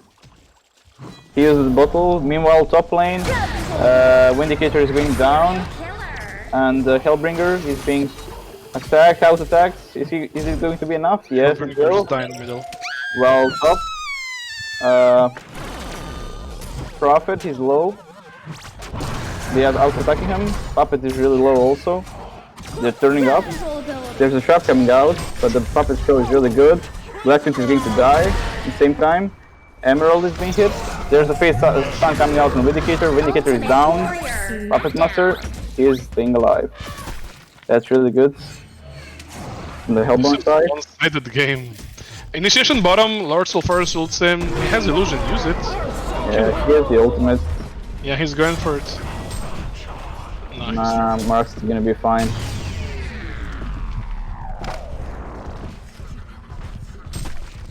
I didn't come in middle. Yeah, Fade has... But he gets spotted by ward. Yeah, Hellbringer is just farming, he's trying. I like TDL build with the boxing. He can slow him. Well, there's 4,000 gold lead in 5 minutes. So look into the GPM. Dark Lady with the Emerald is on 400. And on the Legion side, the best, the hero with the most GPM is Moraxis with 250. And he's also losing to the Lord. Yes. So to the Legion side. Vindicator has 50 GPM and the Fate has 100, so they're just... Run. Stun coming from Blacksmith, just kills the run. Yep. Stun coming on Blacksmith. Prophet is nuking him. Yeah, Prophet is nuking coming out. Out attacks will be there enough. He needs 3 more out attacks. Blacksmith stunning. Hellbringer doesn't use his W. Maybe he didn't have the range. Dark Lady is looking to back in the fight. He's really low. He has the bottles, but he has to go back to base. The Fade is taking some creeps mid. He can die here if he hits the Q, yeah. No, Hellbringer got no mana. He has for the Q now. Nah, it's not enough. Well, his Q and 1 more out attack, I think should. Yeah, then I agree. But from this range, I think the fear 1 second won't do much. He can just dodge. And the ward's coming. And he just wasted it on creeps, and he will just fall. Okay. Emerald is going for the top lane, the Puppet Master. There's a showdown, Puppet Show coming out. And Emerald, is he going to fall? Oh my god, big deny! That's really good play from the Prophet. Meanwhile, bot lane. Nah. Prophet maxing his heal actually make it happen. That was amazingly played by Prophet. And the deny coming in the end. Well, Prophet is really good in the tri lanes, same as dual lanes, with the heal. Really good in team fights, with his ultimate combined as well, that's really good. And Persecution is really good spell also. Yeah, I think like it's underrated hero. Yeah, well, when I play the carry and I have Prophet support, I really feel confident in the lane. Initiation bottom, Fate stun in the Moraxis ulti from the Moraxis is going to die. Okay, well. Moraxis is Blacksmith top lane stun, the real one. Trying to escape as Prophet just mid lane, Dark Lady is trying to... Nah, he decided not to go on. Oh, Hellbringer all coming out. He's using his W. Is he going to kill him? Nah, he's going to be fine. Yeah, he's going to be fine. Can they turn? Are they going to turn? No, they're not. He still they can go in. They can go in him. Yeah, they can turn. Nah, they decide not to. That's fine. They're just afraid, but they see them 3 top. Maybe he didn't know it's enough, I guess. Well, there's the ult of Hellbreaker. Don't underestimate him. Yeah, but it's not gonna kill them. They can just go away for it. It looks scary. Yeah, they will initiate now. TDL goes in, slowing in. Toxin Clouds do the job. Yep, From I'm shooting and down. cut his throat with the Q of Fate. Blacksmith is level 3. Cool, it's covered. He's not getting any experience at all. Yeah. Puppet Master is level 5, Emerald is level 7, so... I feel like Puppet ult is really good against Emerald because he's squishy, and they can do a lot of it with it. So I think Blacksmith and Vindicator should let him get some experience solo. Yeah, definitely. Yeah. Because Prophet did let the Emerald solo experience, he was... I mean, pulling, clearing the wave. Do you agree though with the Emerald not going for silence, even not level 1? Initiation middle lane on the Hellbringer, oh, he died so fast. That was a great initiation. Dark Lady matches his Q, so yeah. This is the difference from last game. Yep. Sulfuris is trying to go for the Miraxus, but... Sulfuris has the ultimate and the bottle. Yeah, Fate is actually in Viz. Yeah, are they going to go for it? And they will go for it. Yes, they will. Coming, the Q and the ultimate. Yeah, he's going to die. Yep. That's a really good rotation by the Fade. He's killing the mid and the bot lane at the same time. Fate dominating the game, and at the same time they cannot do anything top as they trailing against dual lane. Yep. Because of Prophet maxing his heal actually. So while the Fade is kinda killing mid and bot, Yeah, they're getting a lot of advantage. Game. Yep. Initiation of the Blacksmith, stun from Fade, and they're gonna cut the Blacksmith. Maybe Fade will fall. Is it going to be enough? Yes, it's... Oh, the heal Oh from my god. Prophet. Yeah, that's good. MVP. Fine. So he ran with the case all the way. Finds Vindicator. He's gonna auto-attack him. He has an ace. He will finish him off. Ulti on the TDL actually. He stuns from Miraxus and TDL TDL. is down. Kill is actually happening. They have no mana. Emerald has no mana with the Prophet, but there's no way they can reach them. They're range heroes. They're fast. They're backing off. Puppet Master is now bot farming. I think they should do that long time ago. Yeah, just swap with the Miraxus actually. Yeah. Actually we didn't mention it. Miraxus should have go top and Puppet bottom. Well, Fade is just sitting on the Puppet at the moment with the flex. can he kill him solo? I don't think so. He doesn't have a Lex or anything. Yeah. It's not like they have a Luna or something. But he can be annoying, just attack, stun, Q, go out. Yeah. You know. Yep. And TDL just keep it bottom. I think he's going to do it. Yeah. He he's will going to do get it. up. With a call. Is he gonna kill him? Yeah. Big W is coming, the Puppet show. See, Puppet is dead. Oh, okay, it's fine. Vindicator Again. will finish the job. Big ward to spot out. And the damage is not enough. Oh, the book. Yeah, that Fade ward. Lord like- Sulfuris is sorry. clearing the jungle now. Really good. He has Alchemist Bones. That's gonna increase his GPM for sure. He's already 500. Yeah. And on the Legion side, Puppet Master is on the top with 280. Yeah, And they have TDL 400 and Emerald 380. yeah. So Really they basically have Sulfuris, Dark Lady, Emerald farmed against Puppet. Initiation on the Miraxus. They gonna turn it? Yes, they will. He's dead. Prophet couldn't reach it. Important kill. Yes. Vindicator finds Prophet. He initiated on slowing out, but it won't be enough as Prophet has boots, striders, and he just. Dark Lady is on bot lane. He's farming. Is he Reflection gonna go? from Fate. Top. Oh, Fade ulted. Tower is just falling without response from the. Dark Lady has 25,000 gold. Those 2,500 gold. Is he going to buy Cleaver, I guess? Yeah, he have, yeah. And Mock may be on the Lord, because they have so much gold saved up. Are they going to go it for it? They're gonna wait him to come for the creeps, I guess. Fade is just annoying. Yeah, Moraxis. So as we have a pause, let's talk about items, and I feel like only Hellborn has some. You see the Legion side, they have nothing because of the gold and experience side. Mostly because of the gold items, yeah. So I feel like if they will fight now, the Legion side, they may come back. As they have so much gold. As like, look, 2.6k TDL, 2.8 on Lord. If they wait for Mock to finish or Cleaver to finish, they won't be able to come back to the game. What do So you if think? you fight right now, Sulfuris should buy Mock?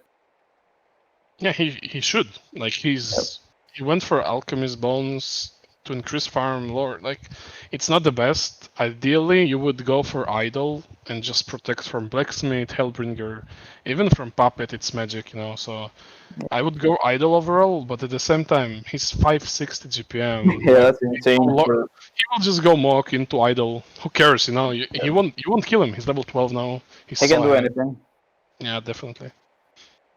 Moraxus should like get a PK, but at the same time he has no gold, so they just should go 5, kill Emerald or kill Fade. Well, Fade is harder to kill because he's actually roaming, but you just bait one guy and Yeah. 4 people stand behind. Like Well, let's say there's top. 11,000 gold lead in 14 minutes. Yeah, Yeah, it's really feels bad, man. It's really one-sided game by the Hellborn side. Yep. Word up, just do it again, you know. First game they had some struggle, but this game they kicking They're it. crushing. Yep. I didn't expect actually for TDL to do so well at middle. I'm surprised. It started with that. Like Hellbringer should have so much more, And again, I feel like the tri-lane top was the issue again. I don't know. yeah, they should have swapped Moraxus with the puppets. Yeah, Moraxis. I mean, Moraxus is just tank.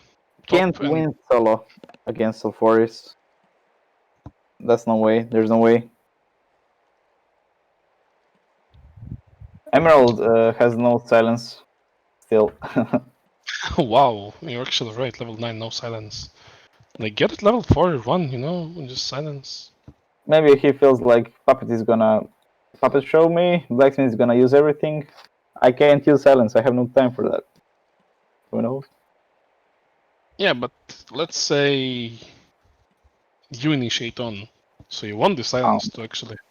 Well, yeah, that's fine because Fade is really rotating, and it would be nice. I mean, At the same time, we don't have Hellbringer going for Evil Presence, which gives him, you know, lifesteal minus magic armor.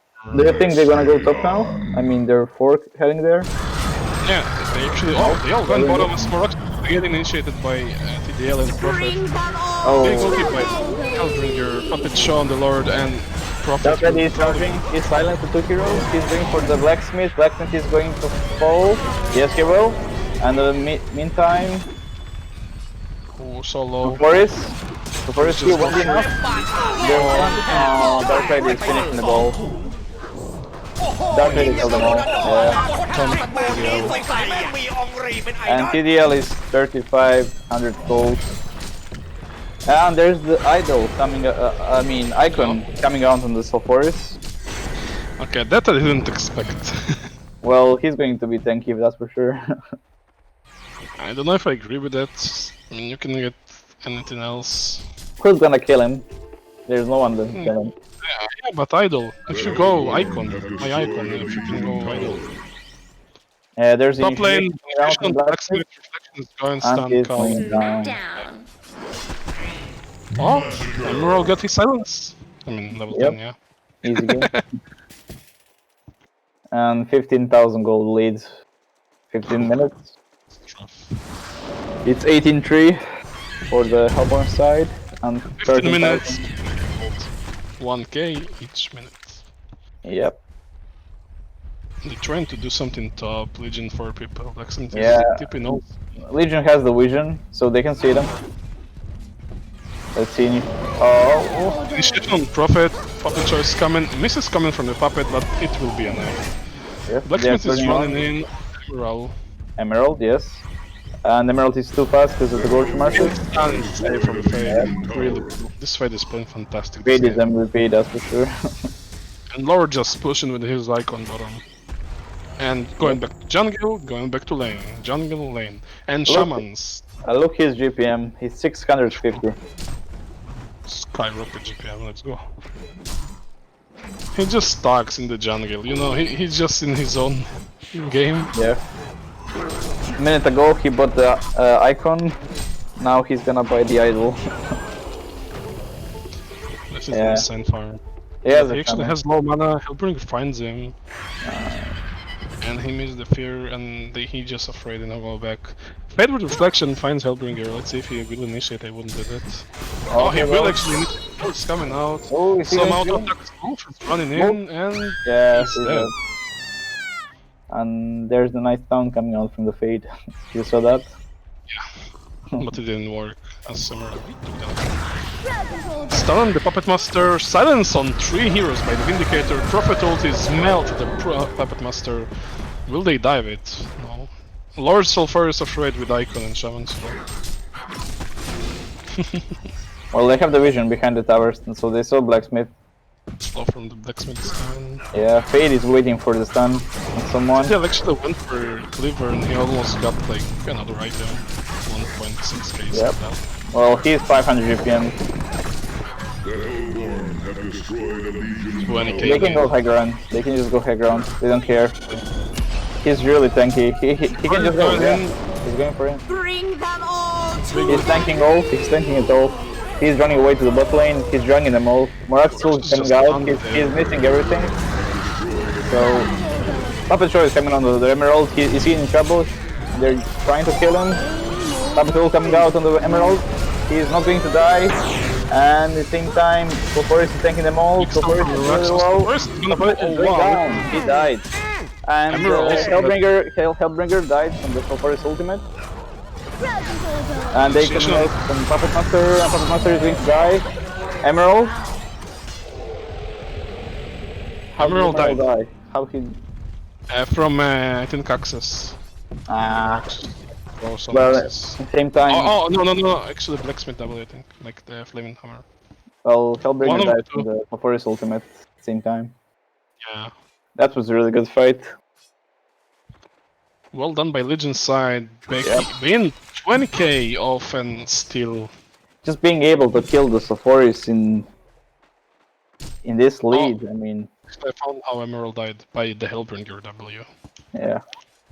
So all together, you know, they just So throw some axes, Hellbringer some, you know. They GTM went of the away. Sephoris is like 4 heroes of the Legion together. That's kind of funny. The support of the Hellborn is like the carry of Legion.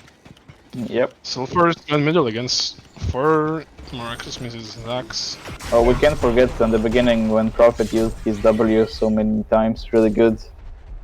He saved them all. So Prophet is the carry. And the Fade ganks did the job. No, they doing fantastic kind of job.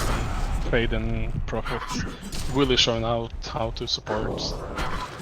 They're going like 3 main people against 1 main as a puppet. Yep. I mean, Morax is also farming, yeah. So Morax is trying to get the PK, he needs 400 for it. Kind of. Yeah, he has to get it now. He's struggling for it. Yeah, he will get it middle now. But Morax's PK is really strong also. They just farming both jungles. They don't care. They just, okay, you don't want to come out, we will just farm until we have so much gold advantage and we will just finish it later on. We don't mind. They're just so scared, the Legion side, and you know, they should be. They're so behind. Yeah. Sulfur just cleans, he went for idle, like in the end finishes it off.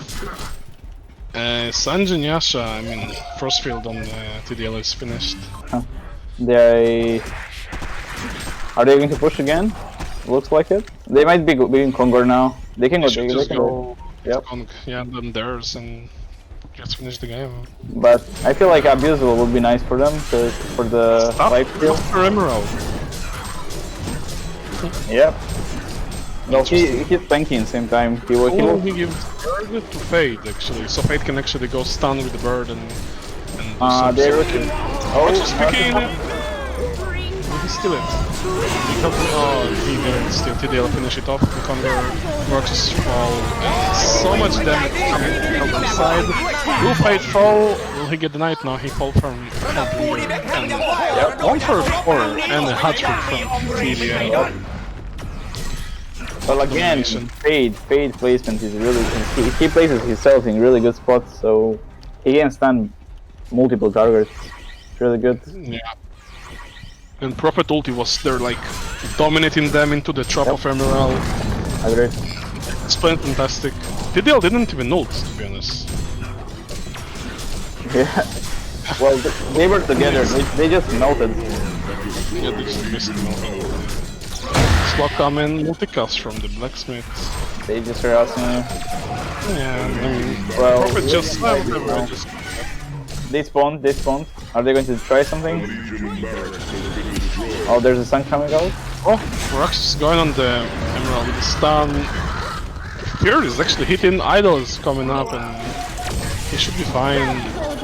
Oh, actually Blacksmith falls by Sulfurious and they want more, they want blood. Sen Acceptor coming on the Hellbringer. He doesn't care, the Sulfurious he just goes in. Big stun by Fade to save up. And Sulfurious just going in. Yeah, he's diving. CC is cold.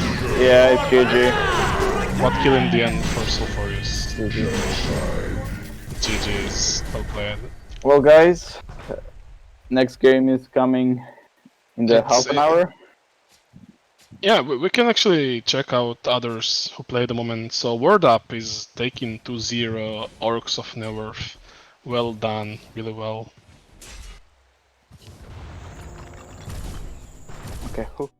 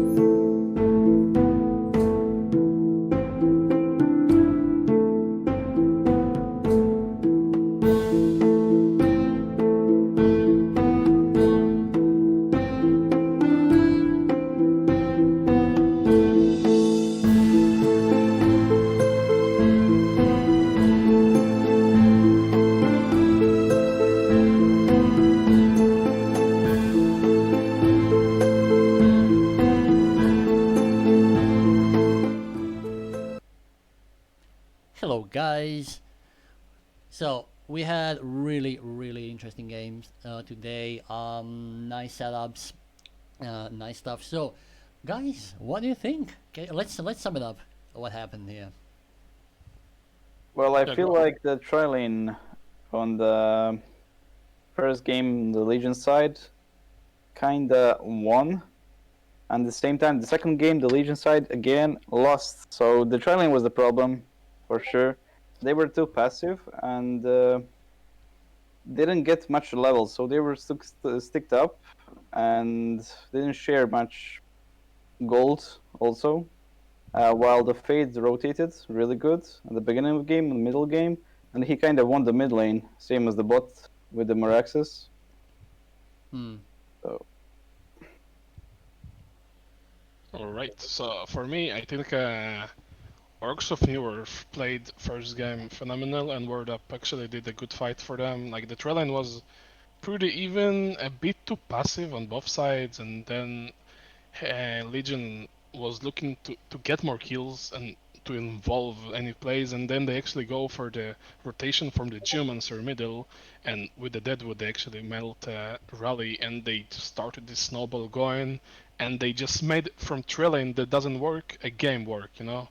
So basically it means they did fantastic, like Orcs of Newerth. Well done first game. They just see they doesn't do that well, and they just synergy into a better game, and they just took over the game from sort of balancing into losing, winning, you know, and then they just took game one. So in game two, actually, they dominated more, and they just realized they can play more aggressive. They can see, okay, first game we played passive into aggressive. Let's just go aggressive, you know, and they trail in TDL middle into like a weird trail lane sort of. You know, you want to see the carry farm in top, not some other, let's say, role, yeah? And they actually went for Emerald, sort of semi-carry, going for kills, and then they work out the trail lane. Fade just leave them in the, like, few minutes after they get even kills, and Fade just dominated the other lanes. So he just secure every lane for them, and it was like 12-0 at some point, and they just took over the snowball, had so much farm into like really easy win in the end, not as you looked at first game. So it felt like Orcs of Newerth played even better than in game 2, and they just evolved into better players with the time goes yep, on. sure. Okay, yes. I would say personally, I think the first game was more interesting. We had maybe more actions, more. It was less, I would say, less one-sided. But yeah, definitely on the second game, Fade. I think I would say the Fade was really a game changer. Yep. Yeah, this is definitely Fade is one of those heroes that it's a game changer. So if you're good with it and you made it make it, that's really great. But on the other hand, if you're well bad with it or just you don't know how to make it work, I think then your team could be failing in the winning. So, but I was surprised actually for Lords of Forest and his farm. That was a big number. What do you think, guys?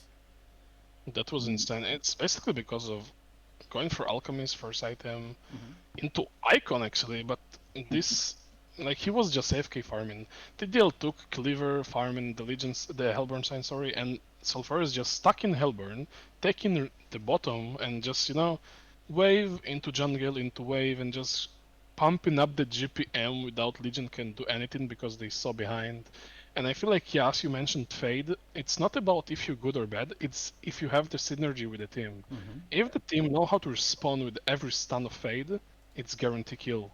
TDL was just going with Fade, and the others are just farming, doing their thing, you know? As they go for Meraxus bottom, as it's really strong hero to kill. Yes. They just Fade goes with Sulfurious, that's a kill. TDL goes with Fade, that's a kill. Fade just go +1, easy kill every time. Well, TDL maxed his Q, so when face downs, he Also, gets most of the auto attacks, and that's for sure the kill.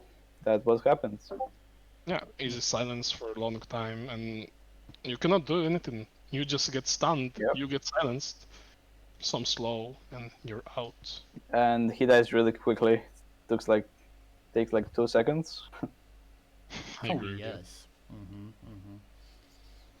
Okay, do Yeah, you? there's no.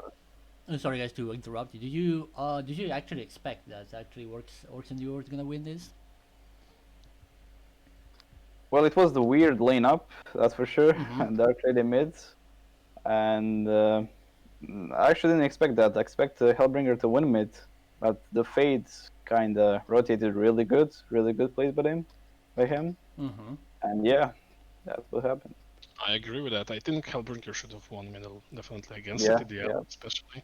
He can just nuke him W, and it just didn't happen. On draft, it seems like Legends is better, and in the end, Hellburn just show who's the boss. Well, if you Better. remember, Fade went bot at the beginning, and when he warded and saw Moraxis, they swapped the lanes. So Forest went bot because he can win Moraxis easily, and he went top Yeah, that to was dominate. really nice move. I agree. Yep, it's a really good play by the Fade. Oh yes. And the Prophet, he saved the Ooh, Dark Lady yeah, mid. even a few times, right? He Yeah, actually saved a lot of in many actions, many fights. He was really a saver, a great saver. And a great denier. Yeah, yes, yes. Like heal me, no, just deny it. Okay, just I'm not gonna bother with you healing you. Okay, just deny it. Yeah. Yeah, Yeah, to be honest, he healed him and then he denied him. yeah. No, yeah. Maybe that was a good character. Like you kind of know you have time to like actually like I can now deny him. Like if I do this now, maybe I'll not make it. But if I heal him, give it enough time, I can actually deny it. So that was good. Or maybe he healed him and he said, I take that back." Yeah, it's like, oh no, this is not gonna help. So yeah. Well, that was good. Before we end this, you guys have a next match, right? Yep. Okay, so just one more question to you. What was the weirdest, maybe the weirdest play in those two matches? Okay, I have one. That first game, Glacius tipping, PK from Rally goes in and he missed the stun, and Glacius just TP out. I just look at it and they have, like, 2 people can stun him. I think Kinesis could with Geostun once he saw it. And they just both miss him.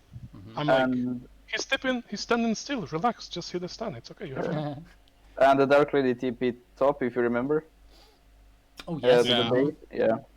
That one was bad. He has to walk to the tower to the lane, which is really bad at the beginning. He lost like 1 minute. Yeah, he basically just goes running from 3 people. He's solo. Oh, let's use a TP because I want to walk back to lane later. Yep. Like, bro, come on, don't use TP. Yeah, that was. But yeah, okay, we can. I mean, we expect some games to be, let's say, normal, like in our eyes, like this is something that you would do. But yeah, we also can see a lot of stuff that like, okay, why did he do that? What did it happen? Why? And but yeah, I think we're gonna have a really interesting tournament these 3 days, and we are going to see some amazing plays, some weird plays, of course. But that's about to happen. Anyway, guys, thank you for being here. Thank you for this main casters for these games. I really appreciate it. That was great. Your attention to detail was great. So I wish you guys good luck in the tournament, and wish you actually reach a very high place. Yeah, thank you. Okay. Okay, guys. See you guys next time. Okay. Okay. Yeah. Okay. Bye.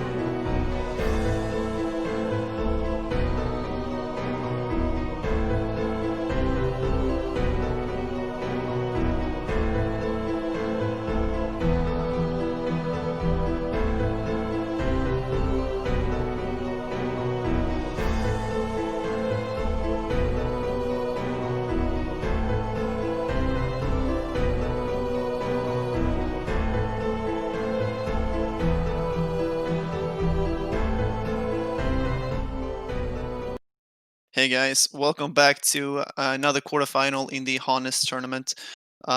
Facing out on the Legion side, you're Veja in Siena versus Paranoic on the Hellborn side. And as you can see, it's banning draft in this tournament. My name is I'm Dale, and with me I have Easy Full Clan. How are you doing, John? I'm doing great, and pretty excited to cast this drafting phase because this is something unusual. Just the random draft format of this tournament is different than what I've seen in the past. So Yeah, definitely going to be fun. So it works like there's 24 heroes to choose from. They're completely random. Each team gets 2 bans each. And then other than that, they just pick straight up. So there's no second banning phase. The Legion start off with banning the Accursed and Geomancer, followed by Clanks and Dr. Repulsor. So I kind of feel like you should pick a core hero early on because there's not a lot of core heroes, and you kind of want to pick your comfortable heroes, especially if they lack like counters, but Legion starts off with Pestilence. So, like, what do you think, John? What's the smart move with this? I think that the bans are kind of interesting in themselves, and I mean, you have to take a you definitely have to take a roster of all the available heroes before you consider the bans. It fires at you pretty quickly. But yeah, I think it's definitely interesting to see Accursed as as the first ban. The other ones I think make a bit of sense. I think Clanks was banned out because, if I'm not mistaken, they have a Clanks player on the Legion side. So that kind of makes sense. But yeah, I think Clanks and Accursed are kind of the interesting bans here. Geo and Doctor Repulsor are pretty strong Yeah. in their own right. But yeah, first pick Pestilence. I think it makes a bit of sense. It Looking at those available heroes, it looks like it's probably one of the best main initiators, especially with a blink. So other candidates to fill that role might be like a Polywog Priest or a Flux, maybe even a Solstice. But committing yourself to a potential jungle draft might not be the thing to do. But yeah, I think The jungle is Pesky picked up first pick though. makes sense. There it is. And as you mentioned, I think it's smart by them to pick an initiator. As you said, there are not a lot of to choose from, and as we see a Shadow Flux there, I think that's basically the only one left on the board, unless you count Shell Shock, which would have been fun to see in a tournament. I'm not gonna lie. But the Hellburn start with a Ravenor Voodoo Jester, so they want to make sure that they get a carry that they're comfortable with. There's still some very strong carries on the board, though. Both Swiftblade and Melican are available for the Legion side. Yeah, this is a very, very fast picking phase, so I'm having trouble keeping up here. But I think that the Ravenor pick in response, so in direct response to Pesty was Voodoo Jester, but the Hellborn side picks up a Ravenor, which I think makes a bit of sense. It's a hero that synergizes quite well with a PK, and against that Legion draft so far, I think that a Ravenor PK with a Shrunken Head actually feels pretty devastating. A bit unstoppable, I would say, if it's able to get the jump off in a good fashion. So I think Ravenor is a great hero for the Hellborn side. And the Legion side finish it off with Flux and Sapphire, two very strong team fight heroes, in my opinion. Sapphire have the ability to like press pause on a team fight to make sure that the teams can teleport in. Also can farm relatively fast using his unstable shards. And Flux has been seen more and more lately. It's been becoming more popular both in high team and also in the previous tournaments. So I'm not really surprised. They have a lot of good initiation tools on the Legion side. Yeah, I'm actually I really like the Hellborn draft too, though. Jester. We'll see how this Jester is able to play in lane. I think it's kind of in the meta right now. It feels a little bit weak in lane, at least in a tri-lane setup. But I think if we see a 2-1-2 kind of draft, and actually you did mention the fact that Solstice is here and we have a jungler on the Legion side, so I think that Voodoo is actually going to be quite strong this game. So I'm really liking that hero as well with the Chipper. I think that Chipper is going to synergize really, really well with the Cursed Ground from Voodoo. So Yeah, definitely. I like Hellborn's draft a lot, especially because they have War Chief, which is one of my favorite heroes. I think that this hero is extremely interesting to play with on your team. Its ultimate ability basically it reduces it basically cuts the cooldown of all basic cooldowns of allied heroes in half. So it's going to be a big swing factor, especially because they actually have a lot of good basic abilities on the Hellborn draft. So, Yeah, but definitely. you did point A out lot of rockets and stunts that will be exactly. available. But you did point out that you have to give the team fight at least in the sense of a wombo combo to the Legion side, as they do have they have lots of AOE centric heroes. Yeah. So it'll be interesting to see how it shapes up. Very interesting. I kind of feel like the Hellborn has a really good laning phase, but like without a PK and Shrunken or Ravenor, I feel like they're gonna have struggled to start the fight, to start the initiating. Yeah, lacking solid initiation is it definitely will hurt them, and I'm actually not sure what other hero might be that they might consider picking up a PK on other than Ravenor. So it depends. I'm not really sure how they're going to lane it outright. We do see all 5 of them moving into the jungle right now, so the Legion heroes need to watch out. And there's a reason they're doing it. The other team obviously has a Solstice, so they're trying to take away the availability of this jungle, maybe block a few spawns, but I don't actually see... there are 2 wards of sight picked up, but Polywog's actually going to start things off, and he's going to get Spirit Walked onto by Warchief. Polywog in the front line isn't exactly what you wanted to see. He's very, very low, but he does have the distance. The rockets are getting blocked out by the Flux, but well played. Legion team is in full retreat mode. Chipper's still poking but the Spirit Walker is going to connect back onto the Polywog Priest. The rocket is going to connect with the Bloodlust, so Paranoiac is going to take the Bloodlust kill. And the credit's going to go to Chipper, who is playing that support Chipper that we have seen a lot in these tourney style drafts. And it's been very, very effective as far as I've seen in just about every single match that I have cast and spectated a Chipper on support role. So yeah, definitely it provides so much, because like it has a lot of damage in the lane, but you know, if you lose the lane, you can simply just go stack the jungle to make sure that your carry gets farmed after the laning phase. So it's kind of like a fail-safe support in a sense. You don't need any items, you just need someone to go in so that you can hit your rockets. So definitely very strong support in this current meta. Yeah, it basically synergizes really, really well, as you pointed out. Somebody with like a PK stun, you just throw all 4 rockets. And if you're 2k plus range away and they connect, you get that bonus damage based on max HP. It's a really, really strong hero. And it'll do quite a bit. They don't have a huge magic damage burst, so Focus Buffer might not have the best applicability against some of these Legion teams, or Legion heroes rather, but I think it'll still have its usefulness. I mean, they have a few nukes on that side. Yeah, I also think the unstable shard is magic damage, so the Sapphire damage can be neglected as well. But if you go to the middle lane, Legion side send Flux there and use Pestilence. Is actually in a lot of trouble getting this double stun, but it's not enough damage, so he's gonna be fine. And it also has a health potion to heal up. Yeah, good thing you caught that, because I was on I was looking at the mid lane as you pointed it out. But yeah, Pesti's going to be just fine regening with that health potion. But what do you think about this mid lane matchup, Flux versus Corrupted? I think they kind of like. I give the edge to Flux simply because if someone rotates, for example, the Solstice, Corrupt is gonna die. Like, he has no way to cancel the charge. In an aggressive position again in the top lane. He's going to take a cask into a Voodoo Curse Ground into the. Yeah, he is going to die to Ravenor. The Ball Lightning allows Ravenor to get the nice chase for the finishing blow. So, really, really strong start for Paranoiac here, 2-0. But their mid lane player, Corrupted Disciple, is actually on very low HP. Flux has managed to basically push him out of the lane right now. His wave is coming into the tower, so he'll have... Supporting has the ganking though, double damage on Chipper, flanking him on the back line. Yeah, he's getting collapsed on by all 3 heroes here. Voodoo Jester's going to come in with the stun. He's trying to put a lot of damage onto Chipper. Chipper's tanking the wave, but he is going to manage to get healed up by the golden apples, so he doesn't end up falling there. And now, in the meantime, in the bot lane, Polywog Priest is looking for Warchief, who's actually going to be able to Spirit Walk to safety. But now, we see that Pesty is looking like he's getting flanked again, and might end up falling here in the top lane, so make sure you pay attention to that. Yeah, Buddha has his abilities ready.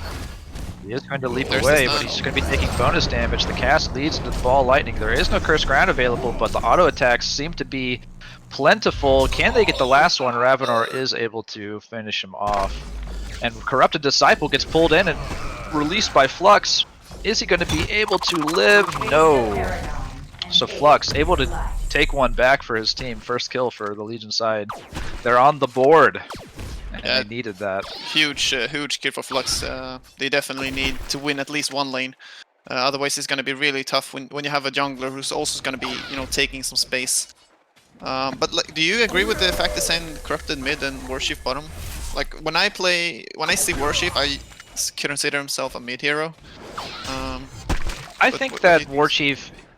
Yes, I personally play him mid, though I have been known to play this as a dual lane hero. It's strong specifically with... I run it all the time with Nymphora. I think that Warchief Nymph is actually a really, really strong combo, but Chipper, obviously a strong support, doesn't exactly provide the same synergy that I would say Nymphora does with Warchief, but it's not a bad lane. I mean, they have some burst and chase potential between these 2 heroes, so I think it works. Solstice clearing a triple hard camp, but managed to heal up. Yeah, Chipper's still giving the pressure, circling around and just firing rockets into him as he's getting chased by Polywog. But now he's in a really dangerous position. Though Solstice is very low HP, he's actually going to take the Tar Toss, and the Spirit Walk is going to connect. He's going to be able to sidestep the rocket, but the War Chief Totems are going to be able to finish him off. The Tongue Tie comes out on Chipper, but now Polywog Priest is in a lot of trouble. The Sapphire Stun is going to connect on both, but unfortunately Polywog Priest just isn't able to get enough distance before these long-range nukes finish him off. So double tap for War Chief. Yeah. And in the meantime, we actually see that Corrupted Disciple falls to Flux again at the bot river. So Flux is the only one with hero kills on his team. And honestly, if there's one role that you want to be doing well for your team, it is the mid role. So Flux has certainly bounced back from that early gank that found him. Yeah. And Polywog is going to go onto the Chipper here. Throws down the Morph, but doesn't follow up with the Tongue Tie. Another thing to mention that's pretty significant actually is that before Solstice died, Polywog was actually stealing experience from that triple hard camp, which delays Solstice experience with quite a bit. You want to be level 6 at the 4-minute mark, but now he reached it at the 5-minute mark instead. So not only he dies, he actually lost basically 1 level just by Polywog being there, trying to help him out. And his farming mode is going to be, it's going to stop in about 15 seconds when it turns to nighttime. He's going to farm significantly slower. But what do you think about these items on Solstice? I just noticed, he picks up the early glove with the haste, which made me think he was like going for an early steam boots, but then he picks up a punch dagger. So it looks like he's actually going into Ghost Marchers. Yeah, I've seen more and more players buy Ghost Marchers in this hero. It does allow you to farm faster during the nighttime, which some people really like, but I personally think that you should be ganking during the night. The gloves goes into a lightning later on, so maybe that was the thought, getting some early farm with the gloves of haste, gloves that are swift, and then be able to continue to farm with the Ghost Marchers. Yeah, I'm certainly not the strongest Solstice player, as I don't pilot that hero very often, but the Ghost Marchers actually do make sense with the night form, as you don't really need bonus attack speed because of the attack speed that's awarded to you from the Shadow Dash buff. So with that in mind, the Ghost Marchers actually make a lot of sense in terms of increasing your damage output during the nighttime for more secure ganks. You're also able to move between camps a lot more efficient with Ghost Marchers. But you lose some tankiness, and like Solstice in general is kind of lacking mana, especially once he picks up like a portal key and throughout the team fight. So I don't know. I think both works. You just need to address your playstyle accordingly. Yeah, I think that there's a case to be made for both types of boons, as you just said. But in the mid lane, Corrupted Disciple did get Flux ulti, and Polywog Priest with the follow-up. He has the double damage on Flux, so he's going to finish off Corrupted very quickly, and shortly after, Chipper will die to the 3-man assault in the mid lane. Pestilence in the top rune location is actually taking a bit of pressure from Voodoo Jester. He has the Curse Ground and the other damage over time ability from Voodoo. He's actually going to fall very quickly, but Solstice is here to finish the Voodoo off, so it's a 1-for-1 near that top rune. But bear in mind that overall it was a 3-in-1. Yeah, I think so as well. Gets some extra goals, some extra experience, and also, travels back to the base relatively fast, so... So overall, we see that the the GPM is very close. There's a slight experience edge for oh gosh, I don't even. We're just gonna call them the Legion side. I can't even remember their team name. Bad caster. But Your Veja in Sion.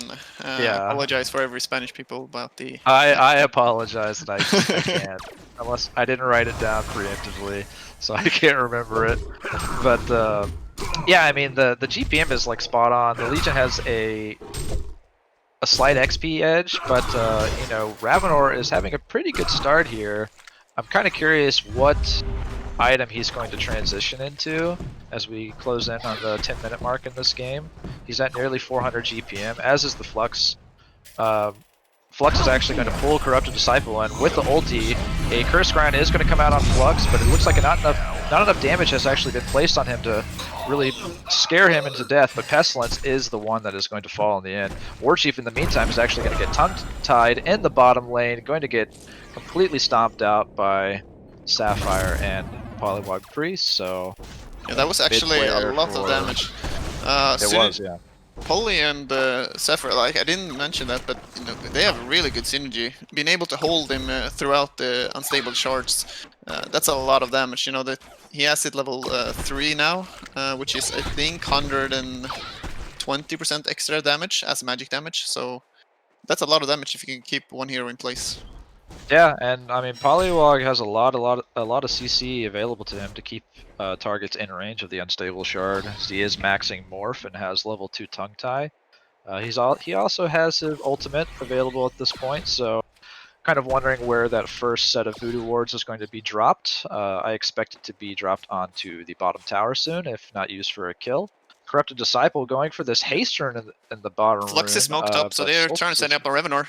Yeah, this is going to be a big kill if they're able to get it. The Bug Swarm actually is going to come out on Ravenor, and it's going to assist in finishing him off. That's a lot of physical damage from Flux with those Ghost Marchers, the Magnetic Surge.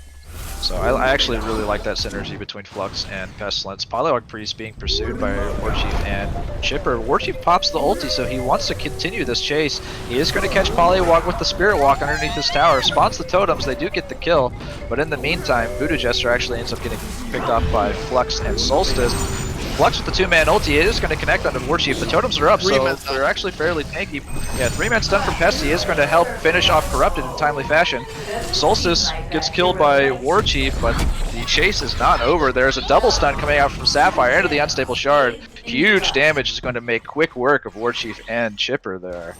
So really big return kills. Ravenor shows up in the middle lane, but isn't able to continue anything. So we see that he is going for that Thunderclaw route, so a little more farm-oriented build coming out from Ravenor. And there are stacks in the jungle, a couple of them at least. So he will be ready to farm those once he does have a Thunderclaw available to him. Yeah, I definitely think that's the right choice. It synergizes so well with the ulti. You know, every time the lightning bounces or you hit another hero, you get extra charges. So it does provide a lot of extra damage for the hero, as well as a good farming tool. So. Oh yeah, the item is perfect synergy. It's just a question of whether or not you can get it up, you know, with decent timing and not be punished for it. Obviously, it adds nothing in terms of survivability. So. Warchief going in. Warchief is going, putting the chase onto Sapphire. The tongue tie is going to come out onto Chipper. And the Sapphire ulti is going to stop this pursuit for the meantime. He actually is going to get enough distance to be able to completely nice Polywards as well. He trapped the Chipper. Yeah, Chipper is going to end up dying to this, it looks like. Almost certainly. Warchief putting on a little bit of a pursuit. His cooldowns are not up, so he's not going to pursue it further. But a big kill actually came out from the Hellborn side at the top river that we kind of missed, but I'll mention it. Flux died at the top rune to, I guess it was, Ravenor, and I think it was Ravenor and Voodoo put that kill out. But I'm very impressed by the Polywog, how he played that. He used the Morph right in the right moment, and then he used Tongue Tie to Chipper so they could not chase the Sapphire down, and then actually managed to Voodoo ward him the Chipper to get a return kill while Sapphire could simply run away. So yeah. Big shout out to the Polywog here on the Venus side. Yeah, that's actually going to be a pretty devastating combo we're going to have to watch out for the rest of the game. Morph is going to come out onto Warchief and followed by the Tongue Tie, but he is going to get cancelled by the Rockets. Now Polyarch Priest is the one in a lot of trouble. In the meantime, we see in the mid lane, Voodoo Jester is going to fall, and at some point prior to that, Corrupted Disciple also fell. Didn't get to announce it while it was happening, but Warchief is being pursued by Sapphire and Pestilence.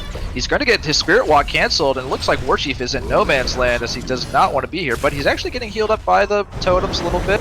Meanwhile, Chipper is getting pursued by Pestilence and Flux. He is going to end up falling. It is a 2-for-0 kill right there in favor of the Legion side. So a fairly large lead is starting to come about for the Legion. They have a 3k gold lead now.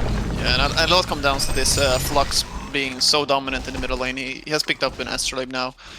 He's level 12, and you know, I kind of disagree with the fact with the corrupted mid. Like he's so susceptible to ganks, and you know, just one rune from Flux and he can kill him alone. So Yeah, and Flux actually has so one of the things that is frustrating to deal with whenever you lane against corrupted in the mid lane is obviously the conduit.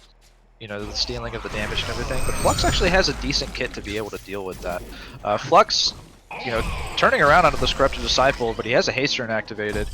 Has a cursed ground applied to him, but he's able to haste away. Meantime, in the bottom lane, Sapphire taking a lot of pressure.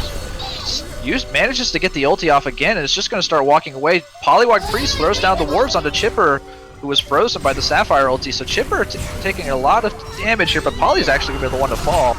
And meanwhile, in the mid lane, we see that Corrupted Disciple putting a lot of pressure onto Pestilence, fully chasing him. Solstice ended up cleaning up the bottom lane, missed that completely.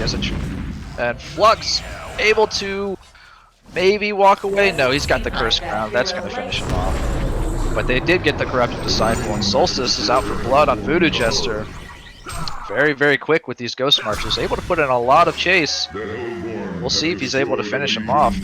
Okay, the Voodoo cast is going to bounce between Solstice and Kongor, providing a lot of space for Jester, but Solstice does get the blinding rush off and is going to end up finishing off Voodoo Jester.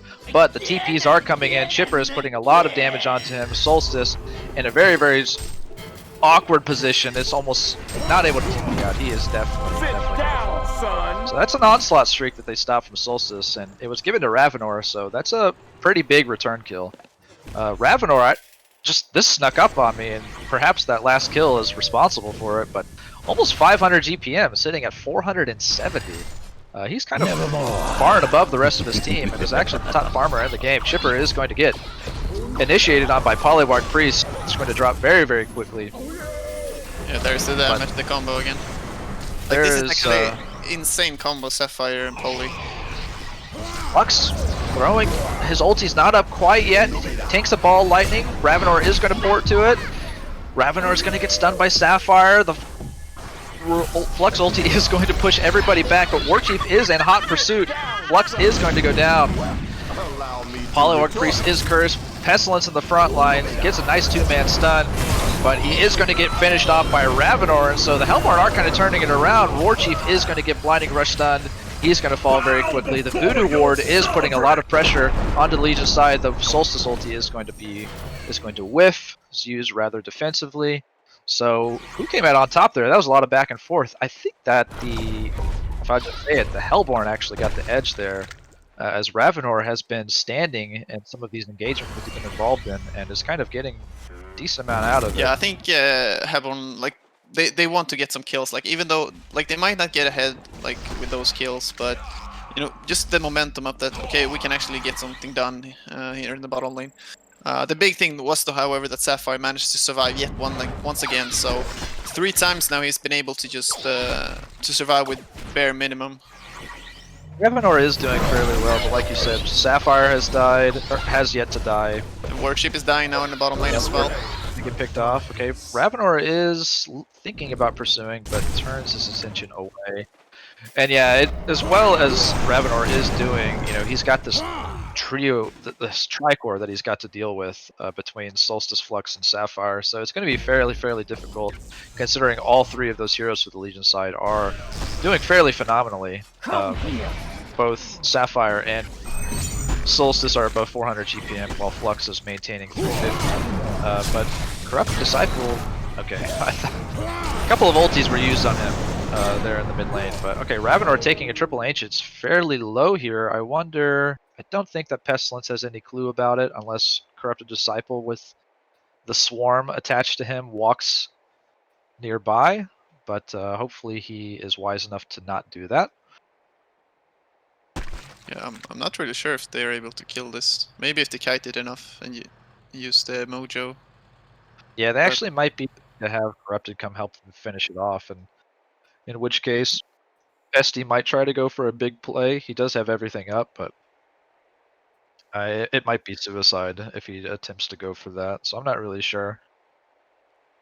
So we see a Thunderclaw picked up on Solstice, so Solstice is going to be, you know, all 3 of these heroes Legion side are going to be fairly farmed this game, so then really all Polywog and Pestilence need are blinks in order to operate. So, obviously the Legion side have the lead golden XP wise, but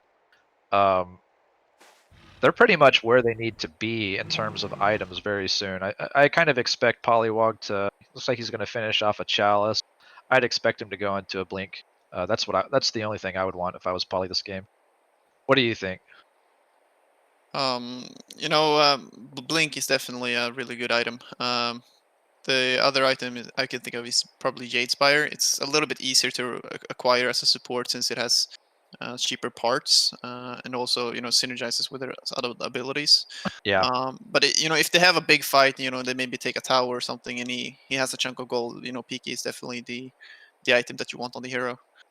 The other item that comes to mind is actually I'd like to see a Sand Scepter picked up maybe as well. It's the War Chief ulti is actually a major component of this Hellborn team fight, and it is a buff given to the War Chief that is purgeable, and it can only be to that end. A Sand Scepter can only be blocked by a Shrunken Head, and he is far away from that. So I would like to see a Sand Scepter picked up by somebody. If they're able to just purge this War Chief, the Hellborn actually feel very, very weak in comparison.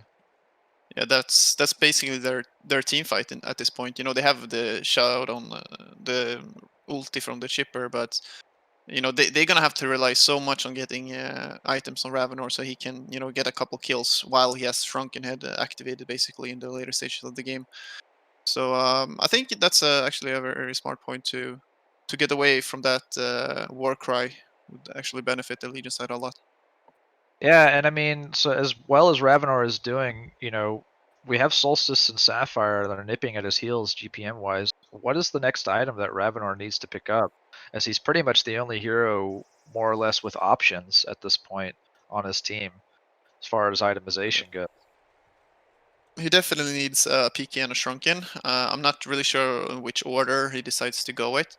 The Shrunken is just so important to get those stacks up. Like every time you manage to deal damage, you get faster and you deal more damage. And the PK is obviously important as well to get that early pickoff in the beginning of a team fight. So I would say that maybe he go very greedy and build up the Hyper Crown first. But PK and Shrunken is definitely items that we will see in this hero. Yeah, I think so as well, and I'm glad you mentioned Hyper Crown, as obviously it's an option to further his farming, but it'd be a very, very ambitious pickup in my eyes at this point. He would have to pretty much avoid, and get only joined very, very key pickoff ganks on his side. So yeah, I think that Hyper Crown, if he decides to rush for that, might be, dare I say, the nail in the coffin for his team, unless he just plays outstanding for the rest of the game. Yeah, and he doesn't really have the heroes around him to create the space to actually make use of the Hyper Crown. So let's say that we play for 5 more minutes and you get the Hyper Crown. Then the Legion's gonna be so strong that they're gonna just let's take team fights, and Hellborn has no way to respond to that. Other than Yeah. try to dodge. They have So the push potential because they have a Poly. Poly is level 9 right now, but can't see the tome situation on his team. But I imagine if he buys a tome in a second, he'll basically be level 11. It's actually the hero I would like to see purchase a tome this game before Pestilence. Level 11 Poly wards will basically make pushing high ground very possible for the Legion side. So we have a server on pause here, so we'll see if they choose to play it out or if we'll have another pause. And Voodoo are taking another look at these ancients here. Looks like Ravenor is going to be able to finish them off. Yeah. So what about from Pesty? Do we expect? So I mentioned the push potential with the poly wards. It kind of makes me want to say maybe Pesty could skip PK. Nah, I was gonna say skip PK, go for souls, but I still like PK a lot, honestly. Yeah, it's a lot more secure than the jump from his flight, because you know, you can, if the enemy has a shrunken head, they are always able to activate it before you actually manage to hit the stun. So I do think a PK, especially as a position 3 hero, when his job is basically to go in. But another thing that I saw is that Flux actually picked up a Helm of the Victim, so I believe that will be an Incendiarius, which is, you know, it synergizes with, since he has a strength hero, but um, I kind of want to see a PK there as well to set up some good Solstice ultimates. Yeah, it's a bit of a little it's a little more of a long-term build, I guess, kind of a split push style of item pickup, maybe ganked style pickup. But yeah, I'm right with you. I think that the PK is going to be really useful on Flux, and at this point, since he's going for Insan, it's kind of up to Pestilence or Solstice to maybe push for one. But they definitely need to get a PK at this point. It certainly will help them force the issue. If they don't pick up a PK in a timely fashion, then we'll see what Ravenor decides to go for. But if he actually goes for a Hyper Crown, he might actually be able to get some value out of it if they skip Blinks on the Legion side. Yeah, that might be the enough time for him to make use of it. We haven't really talked about Sapphire as much. He has picked up Madfris, Nakbrasis, and Shroud.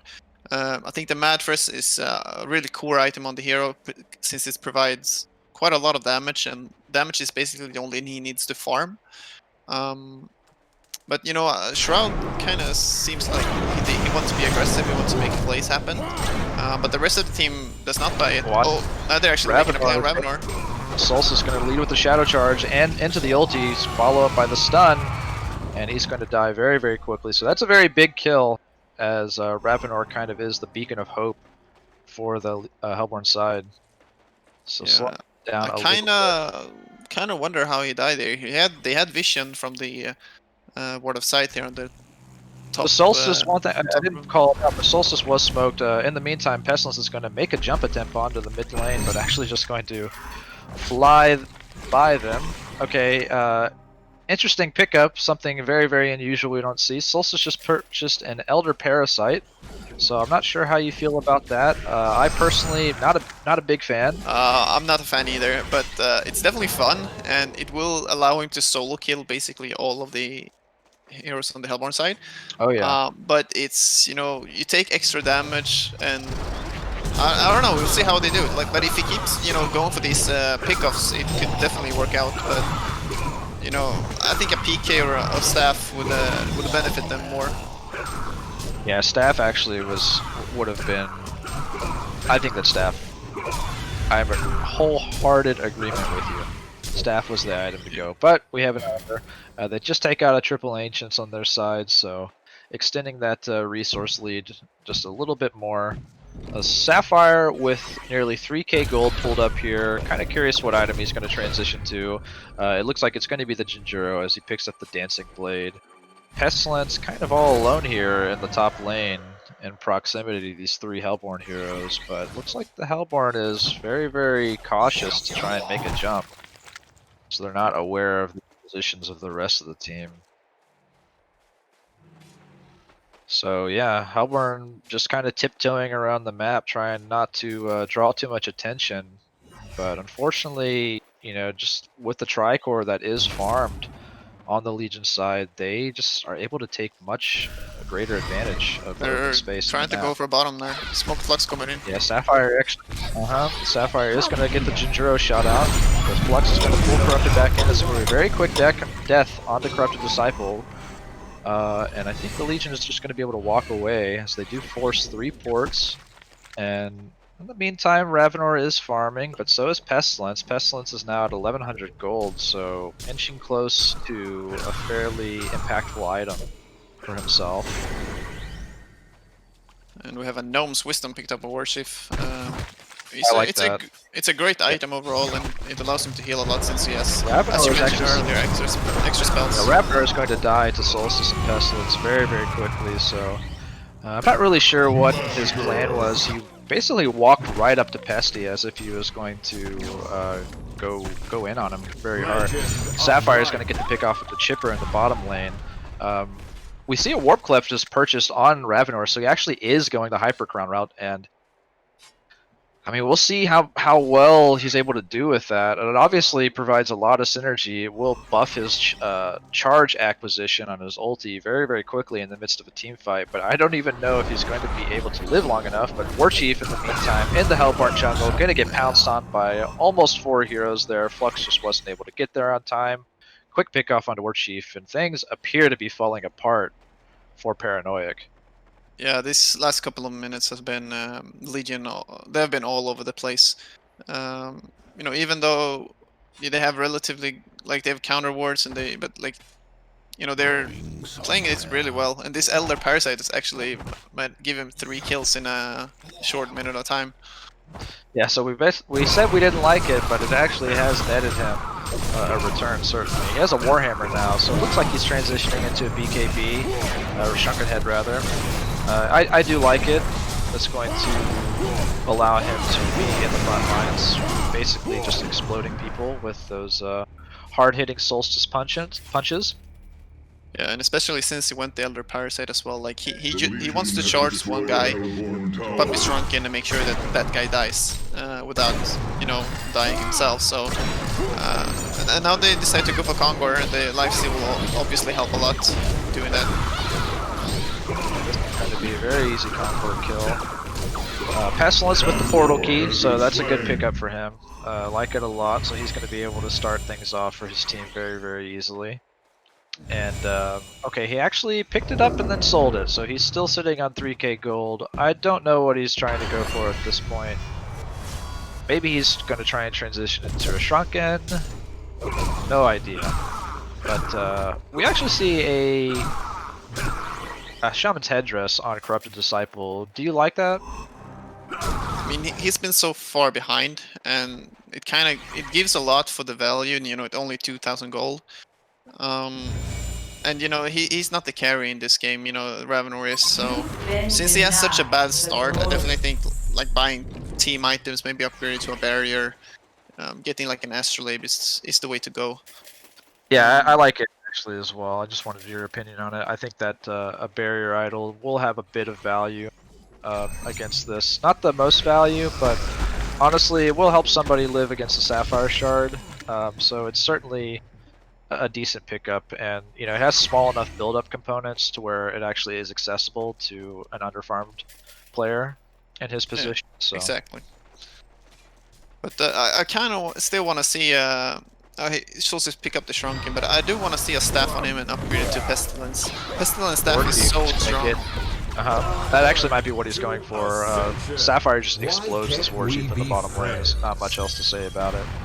And yeah, I mean, this actually might be a Pesty staff coming out, which is going to be quite devastating. They have a, you know, considerable amount of physical damage between this Tricore and himself. Polywards are physical damage, so yeah, I think that staff makes a lot of sense here, especially given that they have the Wombo teamfight set up with the Flux ulti, who also has a PK at this point, so I think that's exactly what they're going for. Ravenor and Voodoo Jester walking towards this Pestilence together. They're not aware that Polywog Priest is here, but Pestilence takes the curse, is going to fall very quickly. They get a nice little kill onto the Pestilence there, but in the meantime, Sapphire is going to very, very quickly take out War Chief and Corrupted Disciple directly in front of the tier 3 tower, so yeah. Safe to Pestilence say. managed to right-click the Staff of the Master before he dies, so he didn't lose any gold at least. Exactly, said it best. And Sapphire, on his way to another big item, has a Firebrand picked up with another 2.3k gold, so I kind of expect that to be a Geometer's Bane, and we see that the Shrunken Head has been finished on Solstice as well. So lots of big item pickups available, or have been picked up by the Legion team, so Voodoo Jester going to fall very quickly. Ravenor just can't do anything to assist. Ravenor with the Mighty Blade is actually going for the Shrunken at this point, but he's still, oh, what is that, like another 1700 before he finishes it? So do they have the amount of, do they have that amount of time to wait for Ravenor to get this item pickup, as they appear to be pushing the high ground potentially. They are taking out this tier 2 tower very, very quickly. The poly wards are off cooldown. He's level 11. So I expect this to be a Rax attempt, more or less, coming out from the Legion's side, but perhaps or maybe not. aggressive Kongor is it's a little bit Yeah. easier. But we'll see what they decide to do. Yeah, just deciding to maybe play it safe, it looks like. Seeing if anybody from the Hellborn side pushes out a little too far as they try to hold back this mid-wave.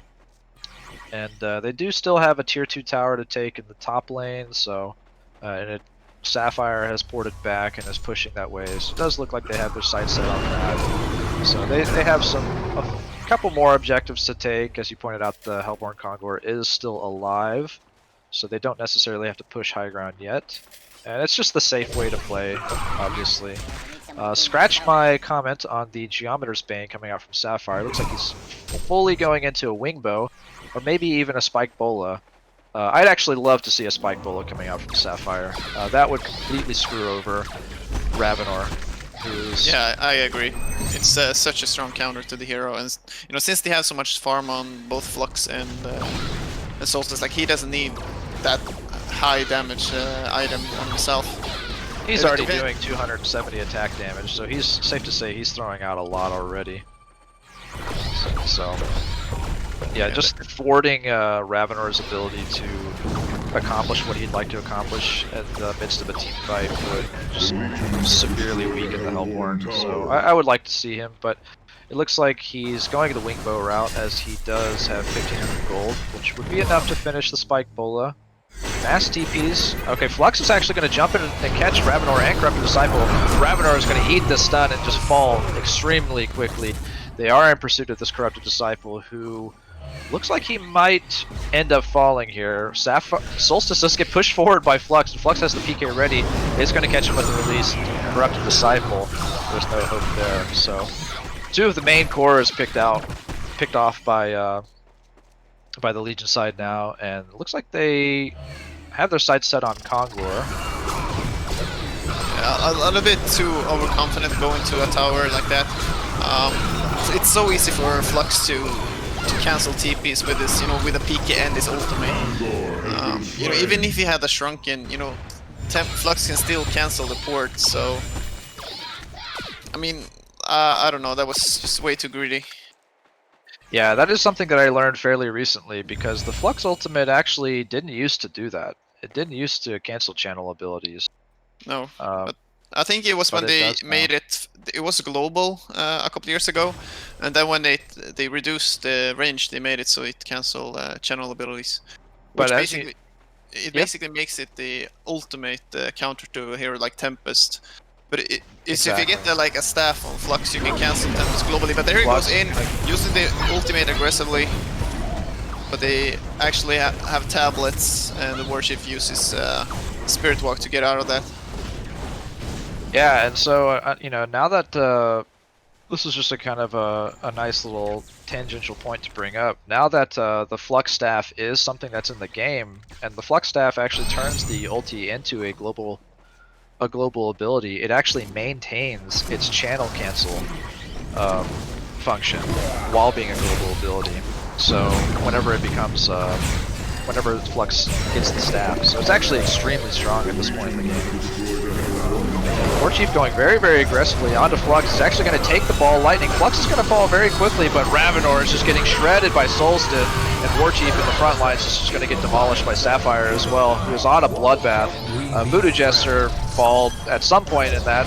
Ravenor does buy back, lands a 3-man ball Lightning, and is actually putting a lot of pressure, but Sapphire is able to live, as he does have a Wingbow, canceling out a lot of those Ravenor auto attacks. Now it's Corrupted Disciple who is in a lot of trouble, as he does fall to the Solstice Flux Sapphire combo. And it is an annihilation, I just noticed, for Sapphire, and the match has been conceded, so GG, well played. First victory coming out from Eurovasia NCN. Something like that. Something like that.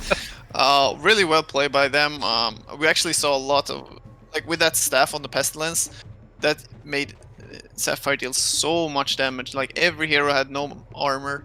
They have no Sandscepter, they have no Shrunken, no Geobane to remove that. So actually an amazing pickup by the Pesty, leading up to that final blow. Absolutely. We will have a small break and then we'll be back. Stay tuned, guys.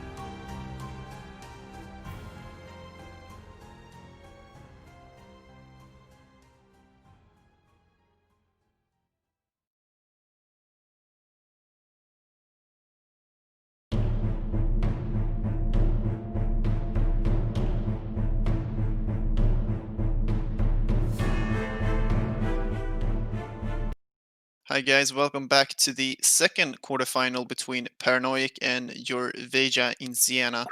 I'm Dale, and with me I have Eastful Clan. What do you think about the second game here, John? Well, it's what I do know is the fact that we have only 24 out of 130 some odd heroes available to us. It's going to be wildly different than the first match. That's almost guaranteed, as the bans are coming out in quick fashion here, and a handful of very, very strong and meta heroes have actually made their way into the hero pool here, and we see them quickly taken out of commission. So Ophelia and Flux are going to be banned out this game. Kane, another ban that was issued out from the Eurasian CN, and it makes sense to me. I think that Kane is well, I just hate playing against that hero as a player. I'll just say It does outright. provide a lot of lockdown and damage, even though your carry can pick up a shrunken head. So it goes through that, and then they finish up with a bombardier, which is very annoying to play against if you don't have a bombardier player on Yeah. your own team. So um, So I that's mean, big. oh, I was just gonna say, the only other heroes that I may have liked to have seen banned instead of that Kane, as Kane I think deserves a ban um, on this board. It is fairly strong, but other candidates in my eyes may have been maybe this Apex or Bensington, perhaps Cersei actually. Cersei, very very frustrating here to play against, and um, I actually kind of hope that it gets picked at this point now that it is still in the pool. Um, I think it has a lot of potential. As it is And as you said, shadowed. his shadow play Uh hits. huh. Yeah. But Rhapsody, the They only first have pick 5 for seconds left as Paranoic. well. So Okay. it's if you didn't know, guys, it's a lot shorter. Each player is picking their own hero, so there's not a captain. So each player has 40 seconds. So that's why we might see some confusion. We even saw a random in the first series, I believe. Um, but they actually picked the Bensington Demented. Bensington is very strong carry. It's been picked up more and more. Does require a lot of setup stunts actually for him to hit his ultimate. But he's one of those carries that can be that comes online very early. Absolutely. And I like Demented Shaman. Demented Shaman saw a recent buff in the previous patch. I think his cape actually can't be purged from himself. Unless I think it can be purged if he throws it on another player, but it can't actually be purged on himself as the support, as he has it on himself permanently, unless it has actually been procced. So, Diminished Shaman, kind of an interesting pick, and historically one of my favorite heroes. I mean, it's always fun to deal about 700 physical damage to somebody that missteps on a creep wave. Yeah, Um, definitely. I also think it's fun. Has a very like support-ish kit, with healing wave, with unbreakable, and also the stormclad that can make people either very tanky or the enemy drop with armor as well. But we see a blacksmith and wretched hag picked up. Something Um, that is very interesting about this picking phase that I'm just now noticing, didn't pick it up in the last match, is the actual dual pick nature that ends up happening, right? yeah, It goes exactly. 1 2 2 2 2 1, right? So you're actually able to, that's My in life contrast to is how it for is in the soul to banding pick use or or the discard. tournament pick style, right? Where it's actually back and forth the entire way through all 10 heroes, one hero at a time. So it kind of allows for it definitely, on top of the fact that we have a limited hero pool, the fact that you can pick 2 heroes at once is a significant change. But Definitely. And you need to have that in consideration. Um, and what do you want to see? Like, I feel like Hellborn has no real initiation this game. They were had really good team fight synergy last game. Um, I but want to now see they're kind. Balf, And as you but say that they pick up Fleet, which is the yeah, complete opposite of Balfagor.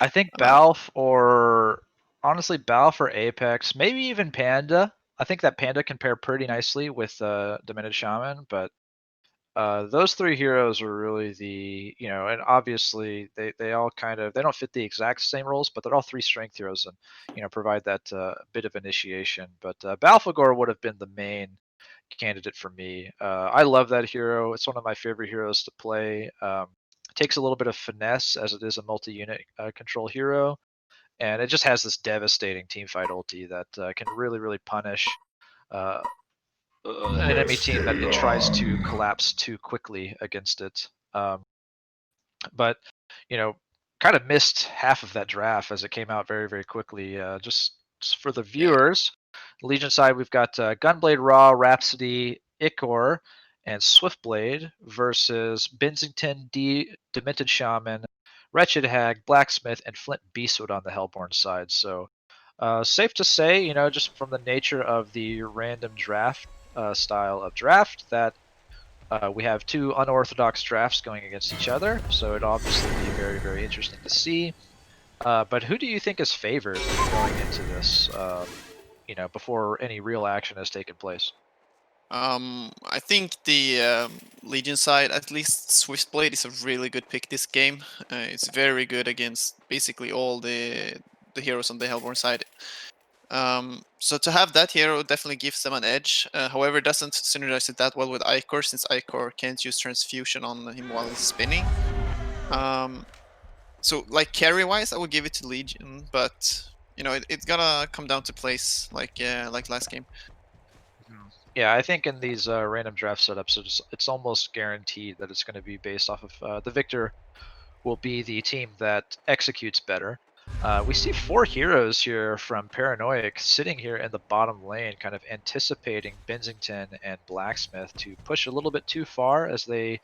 I kind of missed it, but I think Rhapsody poured it out to the lane very quickly and got that lane ward up, so that they could potentially catch 2 players that kind of got out of position. But Blacksmith and Bensington are playing very conservatively here, probably because they have a lane ward themselves, the top lane, and they hadn't seen anybody reveal themselves in that top lane, so kind of expecting a gank here in the bottom lane, maybe. So Ichor's gonna try to get a first blood here. He's not really the strongest first blood hero, but they have the Swiftblade. So if Blacksmith oversteps there, it's... Yeah, I actually think it pairs quite nicely with the Swiftblade. The Life Leech is a non-tapering 5-second slow, so the Blacksmith is playing very passively here in the trees. Bensington's actually the one that is pushed up fairly far, but of course he's got the escape ability with the Joust, so I like the way that Hellborn are playing it right now. But this could change in at a moment's notice, so... Yeah, they have a lane ward in the top, so they haven't seen Ichor yet, so... as you see, Blacksmith is way behind. Ichor is going to throw the Life Leech onto Bensington, but he is going to quickly joust away, so... The jig is up. Ichor is known to be here in the bottom lane. He quickly ports to the top lane to support his Raw, who got lane control here against Flint and Demented Shaman. And we have a Gunblade versus Hag in the middle lane, so who's favored in this middle lane matchup? I would say Gunblade. Gunblade is really strong 1v1, and once he gets level 6, Hag cannot use his blink to get away as well, and he doesn't have enough damage to man-fight him, since Gunblade chooses to level up his demonic shield as well. So I would definitely give it to Gunblade. Hag is, however, one of those heroes that can have complete rune control and get ganks and gold that way. But in a straight 1v1, I definitely favor the Gunblade. Yeah, I'm in full agreement with you. I have nothing to add to that. You said it best. But looks like Gunblade is having a bit of a better time, creeps score-wise, than Hag.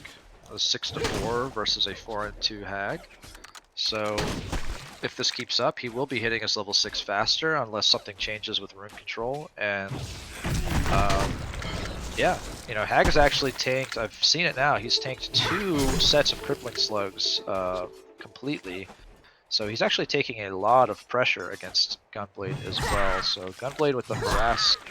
Now he's in a lot of trouble, maybe. Yeah. He's getting this low. He has no boots to run away, but there's the Ichor Transsuit coming out. He is going to be able to walk away, but it looks like they're losing a bit of XP on this tower here. Ra is actually still continuing to take pressure from Disham, but it was just a level 1 entangle. Nothing too serious. Yeah, that level, like that top lane with Icon and Ra is gonna be really hard to deal with once they get a lot of levels, and if they get some early items on the Ra.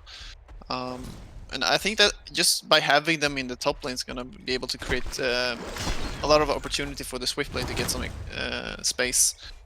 Yeah, I mean, just if you look at the early game stats, you know, Paranoic is, you know, it's still fairly even, but Paranoic actually still having a slightly better time in just about all of their lanes.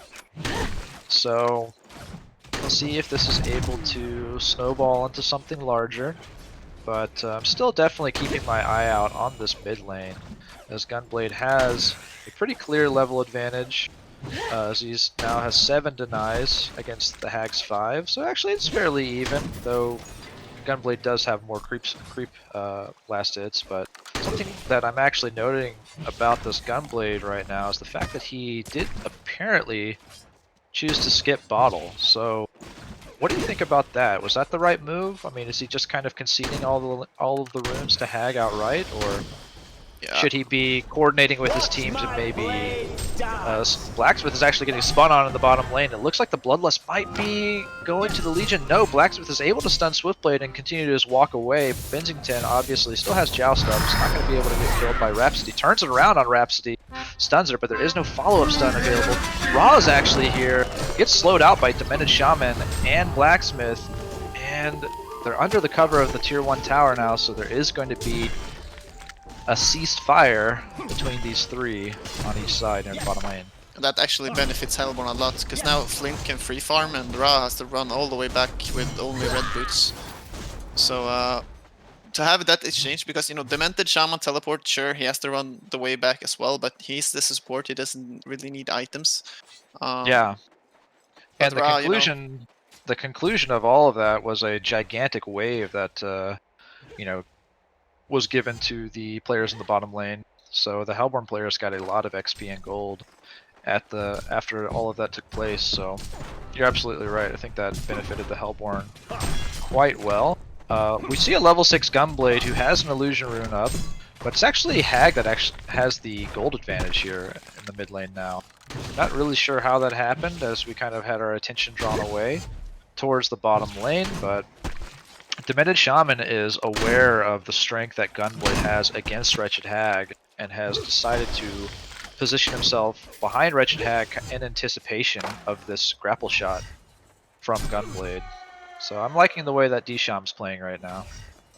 yeah, it does, however, give Ra some space top. And you know, Fleet has Ghost Marches, and actually, you know, he has level 1 in Deadeye, so he can last it fairly even. They don't have that much gang potential either, but now they're actually gonna go for Demented here. Yeah, Demented Shaman's gonna take a lot of pressure from Icor and Ra. The TP is gonna get cancelled out by Ra. So Demented Shaman looks like he is gonna fall. The Bloodlust is gonna come out, given to Ra. That's gonna be a nice little chunk of change for Ra to potentially get a little bit more. Rhapsody, in the meantime, is actually gonna fall in the bottom lane. Ra ports in. Another port was cancelled. So yeah. Another kind of a support for support there.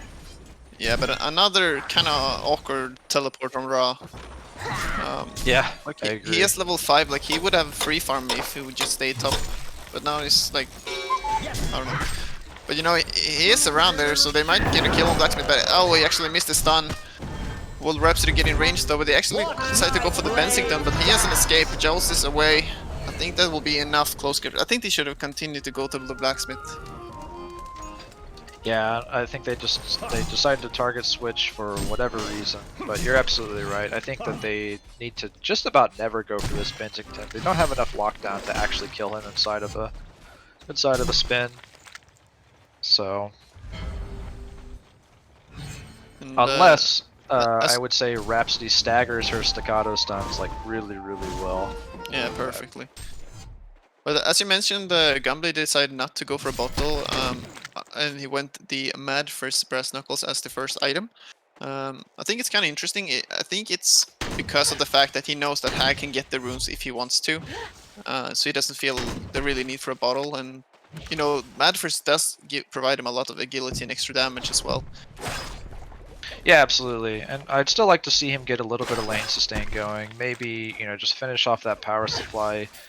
If he's going to skip the bottle, possibly pick up a refreshing ornament, maybe even a Ring of the Teacher, build it into something like a Lex Talionis, would synergize quite well with his hero. Yeah. So yeah, okay, You know, Icor in the top lane taking a lot of pressure, but it's not going to end up falling. That might have been the reason for Gumby to drop me. Bennington is gonna get finished off by these Swift Blades spinning, and Blacksmith is actually going to take the Swift Slashes, so a double kill for Paranoiac here in the bottom lane. So excellent team play between Rhapsody and Swiftblade are going to find those 2 kills. But the Hellborn actually still has the gold advantage. I'm just kind of wondering, when is this Gunblade going to go for this Hag? I feel like Gunblade can kill this Hag straight up at this point. Yeah, he definitely can. Oh, they're ulti coming in. Yeah, Bennington is going to land the Joust, and it's going to hit the Illusion instead. So he misses the Nightfall, misses the Joust, so Gunblade's going to be able to just walk away. Ichor TP's in response. Raw is up in the top lane alone. So looking at the GPM here, I mean, Flint Beastwood's pretty much having the time of his life. Closing in at 400 GPM, has an Alacrity band, looks like he's probably going to go for a Thunderclaw, missed that kill completely on Gunblade, but you can see in the aftermath there are 3 heroes that pounced on him and made quick work of him. Yeah. Flint Beastwood is getting chased by Ichor here. Ra is going to miss the Path of Destruction stun. Flint Beastwood's going to turn around on Ichor now here with the flare. Thought he might channel the marksman shot. Blacksmith is here to land the stun.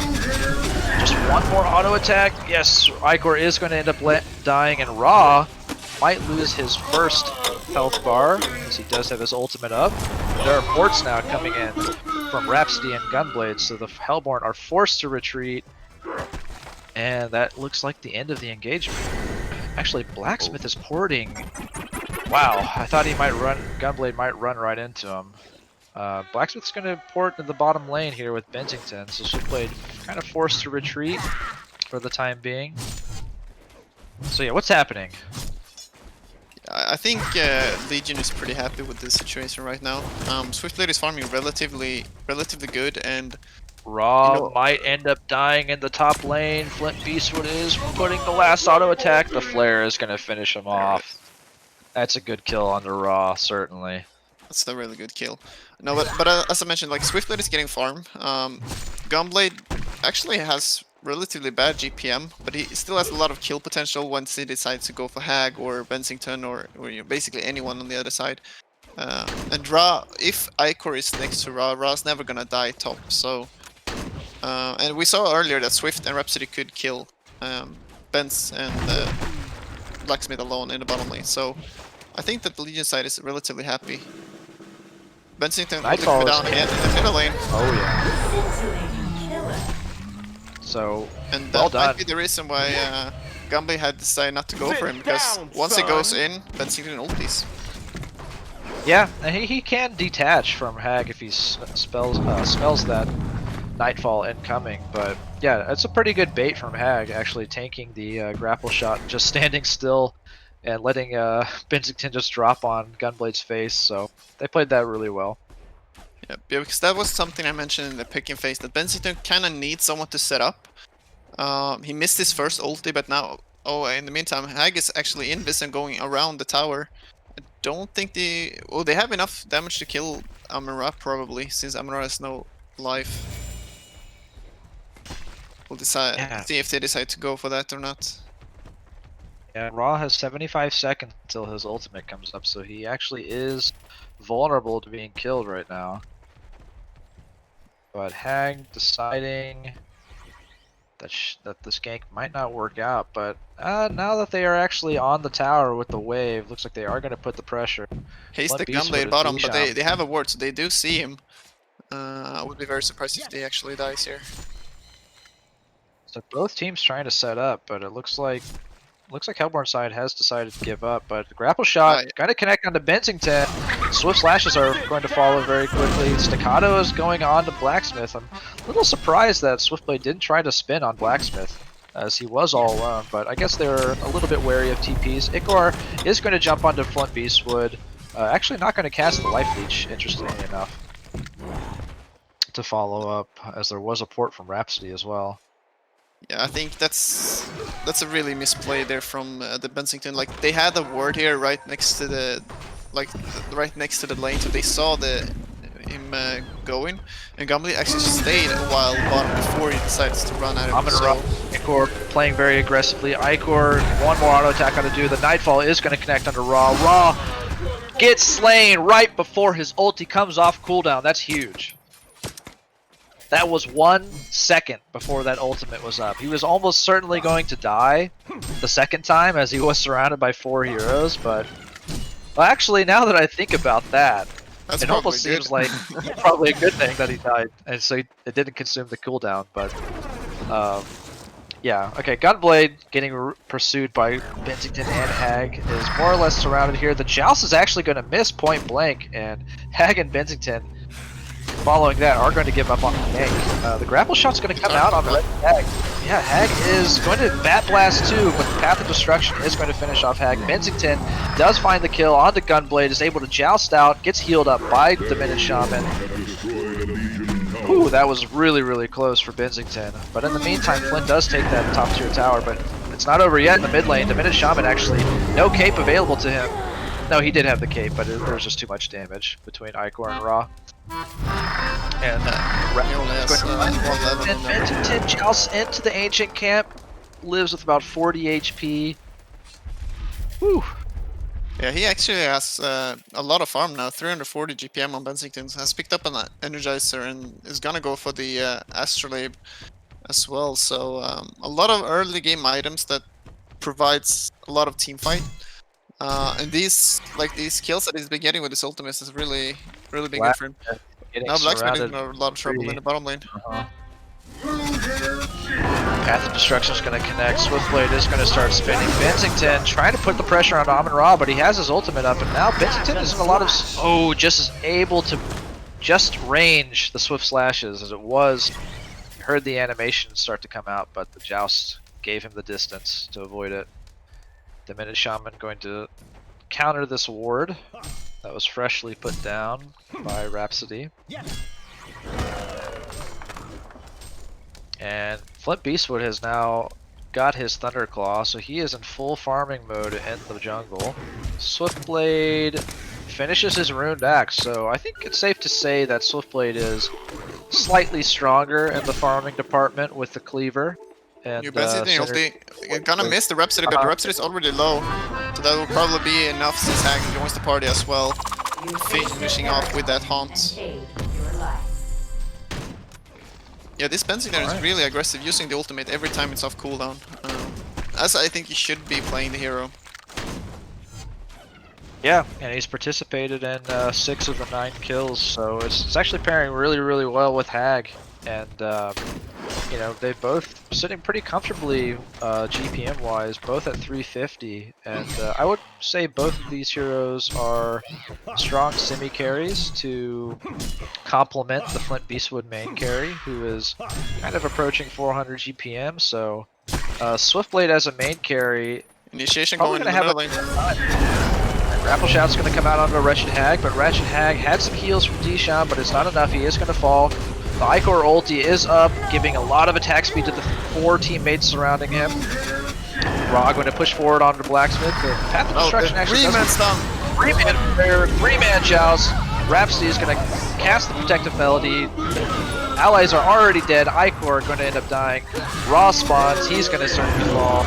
It is a huge 4-for-1 swing for... Yeah, that Bensington stun was so good. Good communication there as well. Hag buy back instantly when he dies. Telling, hey, let's fight anyway. Oh, okay, yeah, 2 for 4 then. But yes, thanks for pointing out that that buyback. But yeah, that was huge. That was just massive AoE damage coming out between the Flint and the Bensington, and made quick work of that Legion. So Wretched Hag decides to go for a No Stone from what it looks like. He has the Sustainer. I kinda disagree with that. Sure, it's very good against both the Swiftblade ulti and the Gunblade, but wouldn't like a Void Talisman do the exact same thing, but be a lot cheaper? Yeah, and I'm in full agreement with you there. Void Talisman would pretty much counter exactly the abilities that you're talking about in the same fashion, while also it does really provide punish. some regen as well. So I mean, This is true. it's not a bad item, but I kind of feel like Hag really wants, you know, either I've seen a lot of Gnome's Talismans these days, but otherwise like a staff early is really good, but also a Hellflower to make sure to lock down the Swiftblade. Yeah, and it's honestly, it's just a little too easy to counter Nullstone if you're buying it specifically for Swiftblade and Gunblade. They both can buy Nullfire. They can go that route if they wish. They can also, teammates can buy tablets. So yeah, Nullstone, maybe not the strongest. And I'm in agreement with you. I think that Gnome's Wisdom is a fantastic item to pick up on Hag. They also have Staccato Stance from the Rhapsody and actually 3 abilities on Icor who can remove it. Both with the Q with Life Leech and, you know, Transfusion has 2 charges, so he can jump on an ally to save him, and then he can jump on Hag too. I know Protective Melody is going to extend his life. A nice little burst combo was attempted to be coordinated between Blacksmith and Bensington, but they don't find that kill window on the Swiftblade. But yeah, Swiftblade, his work is certainly cut out for him. You know, he's got the farming set up. He's about to finish lifesteal soon, but unfortunately, the other cores on his team just aren't measuring up to what Bensington and Hag are currently providing. His Hag actually almost has the Nullstone completed. He's just a few hundred gold away. Yeah, that's the big difference between these two right now. It's the, you know, the Bensington and Hag, you know, they have a lot, and Bensington's, his items provide a lot for the team as well.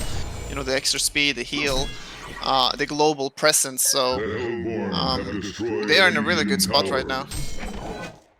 Yeah, I mean, I think you said it best, you know, at the time, but I guess I'll go ahead and raise the point again. I think it kind of goes back to the Ra being so mobile in the early stages of the game. Yeah, he had complete free from top, but, you know, twice in a row he teleported. Oh, getting exploded in the Hellborn jungle there. But yeah, I mean, when you look at this Hellborn, the Legion lineup, you actually kind of start to understand how dependent they were on Ra having a good game. Icor gets stunned by Bensington and takes a flare, but actually the Swift Slashes are going to find Flint Beastwood, who dies very quickly. And now it's Bensington with Joust on cooldown. He's getting spun on. So those are 2 very big kills getting claimed by Swiftblade on the 2 main cores, Flint Beastwood and Bensington. So, you know, safe to say Swiftblade maybe turning it around for his team.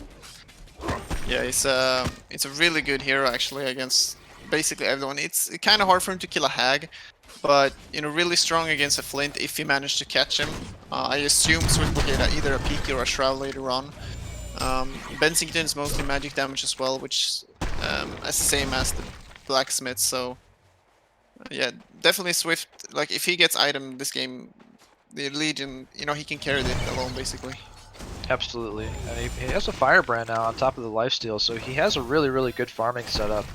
What item you want to see this Firebrand turn into? Geosbane or Frostburn? I think Geobane is really good. It can remove both the slow but also the flaming hammer from the Blacksmith. It also provides some split potential, which I feel like they're probably gonna need later on. But actually, Ra is in a lot of trouble. He's going to lose his life on 0 mana, so he's going to spawn with basically no auto HP. attack 4 HP. Yeah. So, good pickup there from Flint, in my opinion. Like the no fire is really strong. I want to see a Geos on him too, so he's not quite as vulnerable to Swiftblade. Grapple Shot's going to connect him to Bensington, who is all alone. There is a port coming up, but there's just too much damage between Rhapsody, Bensington, and Icor. So Bensington is going to fall before Deschamps can get there to assist. But yeah, I really feel like the fact that Ra is kind of underfarmed is going to start to rear its head in this game, because he's kind of a big part of the team fight. You know, like as farmed as the Swiftblade is, if they can find if the Hellborn cast can find ways to control the Swiftblade, then a major portion of the potential is out of commission. And they certainly have tools to be able to do that. I mean, Bat Blast for one can go through the Swiftblade spin. They have just a lot of slows and stuns between all 5 heroes. So I think that Swiftblade has a really hard time team fighting into the Hellborn lineup, just in general, without something like supporting. an effective spell soaker like Ra. Yeah, like they kind of need to start fighting one way, and basically either it should be Gunblade trying to find a pickoff, or Ra just being in the front. That's basically the only two choices that they have. Exactly. And if Ra can't be in the front, then then they need to find pickoffs. But it's really like Gunblade doesn't have that much farm either. He's gonna pick up a null Fireblade, I believe, so that's gonna provide us some extra damage. But a lot of people around the Congo pit, I'm wondering if they're gonna try to contest it, or they just want to secure the Ancients for the Flint. Looks like they do, and they decide to run away. Yeah, who's got another quick blade here, so it looks like he is going into Geosbane at this point. One thing that I didn't kind of mention in regards to how easily the Hellborn lineup can control the Swiftblade is the fact that there is an Icor on the Legion team, so Swiftblade gets a lot of assistance from Icor being able to debuff him and absorb a bit of damage, so that actually might be the X factor for Swiftblade to reach maximum effectiveness this game. Yeah, you can't really count out if you have a Rhapsody as well, who, if by some miracle he has perfect ultimate, that can turn a complete fight around as well. So, on PK at this point, so the potential is certainly there. Yeah, actually I didn't notice that. That's really important pickup. Being able to stay way back and then always get at least some damage neglection onto the Swiftblader. Yeah, exactly. The Conquerors are going to be traded here, but one thing I also want to note is interesting item pickup. Bensington actually transitioning away from kind of a core damage dealer and has bought a Storm Spirit, so safe to say that the Storm Spirit is probably in response to Swift Slashes and Grapple Shot being two pretty harmful abilities, ultimate abilities. But yeah, I just kind of find it interesting. It's not what I'd expect from a Bensington picking up a Storm. I would not expect it either, but I do like it, because if they manage to survive this with Slashes and being able to kite the Swiftblade, they're gonna have more damage on the Hellborn side. Flint, if he can just stay in the back, the Legion is not gonna have any damage in late game if they manage to survive from Swiftblade. So definitely a smart choice. Both teams are aware of each other's presence here. Shaman's actually going to get opened up on by Ra. Ikor is going to jump in. Shaman is going to fall. A 3-man Bat Blast is going to fall into a Nightfall, but Rhapsody's here with the Protective Melody. Gets canceled very quickly by Blacksmith. The Storm Spirit does extend Bensington's life. Gunblade's in the front lines. Raw spawn. It's a 4-for-1 travesty for the Legion side. Swiftblade is in full retreat mode right now, but they do have the tools to put the pressure on him. Hag is in the front lines with the Nullstone up. The Swift Slashes are actually on cooldown, so Swiftblade going to be the last to fall here for Paranoic, and it is a genocide and Flint quad kill. So this is looking quite bad for the Legion side now. Yeah, and Swift actually managed to kill his skeleton as well. That's unfortunate. So Flint. And you gotta love playing Flint here with Blacksmith on your team. This is, he's firing out those auto attacks very quickly. They're gonna start putting pressure onto this tier 3. They actually decide to get away or run away from it, which I would have liked to have seen at least one flare shot connect on that defensive tower. Another unorthodox item picked up by the Bensington, who picks up the PK now. So now we have the PK Storm or the PK Stun. Yeah, and I really like it. As I mentioned in the pick and pick, like they lack initiation. So now they have a lot. They have counter initiation, and you know they have a ways to go in the first as well. So Yeah, and I'm not sure if he had it in that last fight, but Diminished Shaman actually has a Void Talisman at this point, which is quite a big pickup against that Legion side. You know, we talked about Ra being just about the only magic damage dealer for the Legion lineup, and he's obviously not having that great of a game. So Ra is way out of position. Indeed, kind of he confused is. why he went there alone. He actually managed to run away, but yeah, Veja. I'm just gonna call them Team Veja. Team Veja deciding to not push forward on that. It looks like they do have their sights set on this defensive tower, maybe, or maybe just getting wards up.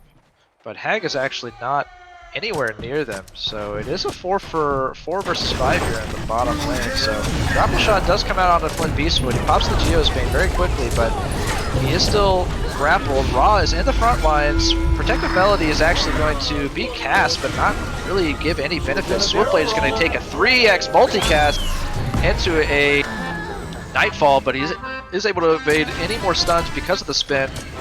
And now it's Rhapsody taking a lot of pressure from Flint Beastwood. Swiftblade is going to get Joust stunned. Storms comes out on Bington into a 2-man Bat Blast, is going to finish off Swiftblade and Icor very, very handily. It's another genocide. No casualties on Hellborn. This is going to be the tier 3 tower push, certainly. yeah, and Bensington instantly making use of that PK, managed to catch up to Swiftblade and stun him there, so that bought enough time for Hag, who has picked up the Staff of the Master and already have 1.7k gold as well. I would like to see a staff upgrade for the Blacksmith. I think that's a really good staff. Oh, I would love to see it too. It actually, as you pointed out, it's a good staff, but it's also just super fun. It's definitely double the chance to see those 4x casts coming out. No, he's not level 16 yet, but no, but it's definitely a fun ability to have. You saw that he's able to put on. Swiftblade only has 1300 max HP. I think that 3x multicast that came out from Blacksmith onto Swiftblade, basically half HP Swiftblade himself. So, like Blacksmith, if he's just able to find a stun on Swiftblade whenever he's not spinning, can just severely damage Swiftblade. And he gets the legacy, and it does give it to the Blacksmith. So let's see if he's lucky today, or that's so much damage coming off from the Flint. Was now was that a level 2 or level 3? No, probably. That's a level 2. He has a DD active now as well, so looking to pound some auto attacks into that tower with the DD up. He's got 950 auto attack range. He's getting a lot of uphill misses, unfortunately, but every single one of these auto attacks that connects just really drops that tower's HP significantly. Picks up a Dancing Blade, so looks like he's going to go for the Wing Bow. Give him an extra 100 attack range. Blacksmith does go in, but gets the 3x multicast on the Icor, who falls instantly to that plus Flint auto attack. 2-man Joust is going to connect with Swiftblade and Ra. Nice protective Melody is going to help him out. Rhapsody is going to end up falling now. Storm Spirit is going to help Bensington live a little bit. Aggressive spin coming out from Swiftblade, who ends up falling, and it is a bloodbath quad kill for Flint Beastwood. Do we see an annihilation? Yes, we do. GG well playeds are being called, and Team Veja are going to take this game number 2 and advance to the semifinals. Yeah, I'm very impressed by them. 2 games in a row they played really, really well. I recognize some of the names, but they definitely know how to play the game. And such a small thing that Bensington picks up, items that the team needs, really shows that these guys, they know what they're doing, and I look forward to see them more. Yeah, absolutely. Whenever you have players that are willing to stack their own personal performance for the good of the team, obviously always what you want to see in these 5v5 coordinated games, and they are going to advance to the semifinals, as I said, so we are going to be able to spectate more of them in the future, and look forward to that. So before we go, I want to hear a last opinion on the banning draft phase. Like, what's your opinion on the first 2 games that you've casted so far? I like it. I think it makes for some very interesting games. Obviously, there's something to be said for the standard format, as the full hero pool being available to both sides is something that kind of really defines the meta game of Han right now. But with these kind of with these smaller hero pools, we get to see some very interesting heroes that you wouldn't normally see in that standard format. And so I really like it. And it really kind of, whenever you have this hero pool of 24, it really kind of, you get some insight into the way that the players are thinking, right? Because, you know, we see meta bans all the time whenever we have these the full hero pool available. We see the Magnus bans, the Engie bans, the Moira bans, right? But Yeah, we exactly. see some of these lesser uh, some of these maybe not S tier heroes, but maybe A and B tier heroes getting banned out. So we get to see how some of the drafters are really valuing certain kinds of heroes that aren't super meta. Yeah, and I agree. It seems a lot of fun. We would never seen a Flint Beast, would I believe? Like he is a fun hero to both to play and to watch. And as you said in front before the second match, like this is gonna be a completely different game, and we were totally right. Like the first time they had a very team fight oriented with the Sapphire, with the Solstice, with the Flux, and then the other game they basically had very strong lane setups. Um, so yeah, I'm looking forward to see more of this game mode tomorrow and on Saturday. Yeah, So Blacksmith, by the way, just the they fact had that it's Blacksmith in Blacksmith, in a competitive right? game. It's crazy. You don't see that. You never see Blacksmith, but I love that hero. And they actually won and made very good use of it as well. Combined very well with the attack speed from Flint, but also the extra magic damage on the Bensington, who made very use for that flaming hammer. So everyone, thank you guys for watching. Make sure you tune in tomorrow as well. I'm not really sure if there are gonna be some other talks. So Oh, uh, yeah, we are here. We're just gonna end up soon, definitely. I just wanted to hear your opinion on these games, which you actually did, and I think it was great. I think it was really enjoyable, and I think we're gonna have really exciting games tomorrow. yeah, I agree. So everyone, make sure to stay tuned tomorrow. And yeah, have a good Friday and a good weekend. Okay, thank you guys. Thank you for being here, Dale and as a clan. Really enjoyable. Thank you all for all donations and tips that viewers gave and followers. Also, thanks to my guests and our guests who were here to have a small talk. And also, of course, thanks to Frostburn, and all other volunteers that actually, they actually helped this happen. So, really happy to see you guys. See you probably tomorrow, some of you. And yeah, if you any of you play, happy gaming, have fun, and good luck. And happy Halloween! And happy Halloween, yes. Yes, that's why we actually made that pause section to look like Halloween. So because even though it's kind of difficult situation to celebrate together and go out and celebrate, at least this is the least we can do. Yeah, buy those those skins. Yeah. Those Halloween skins and taunt emojis. Mm. Do that.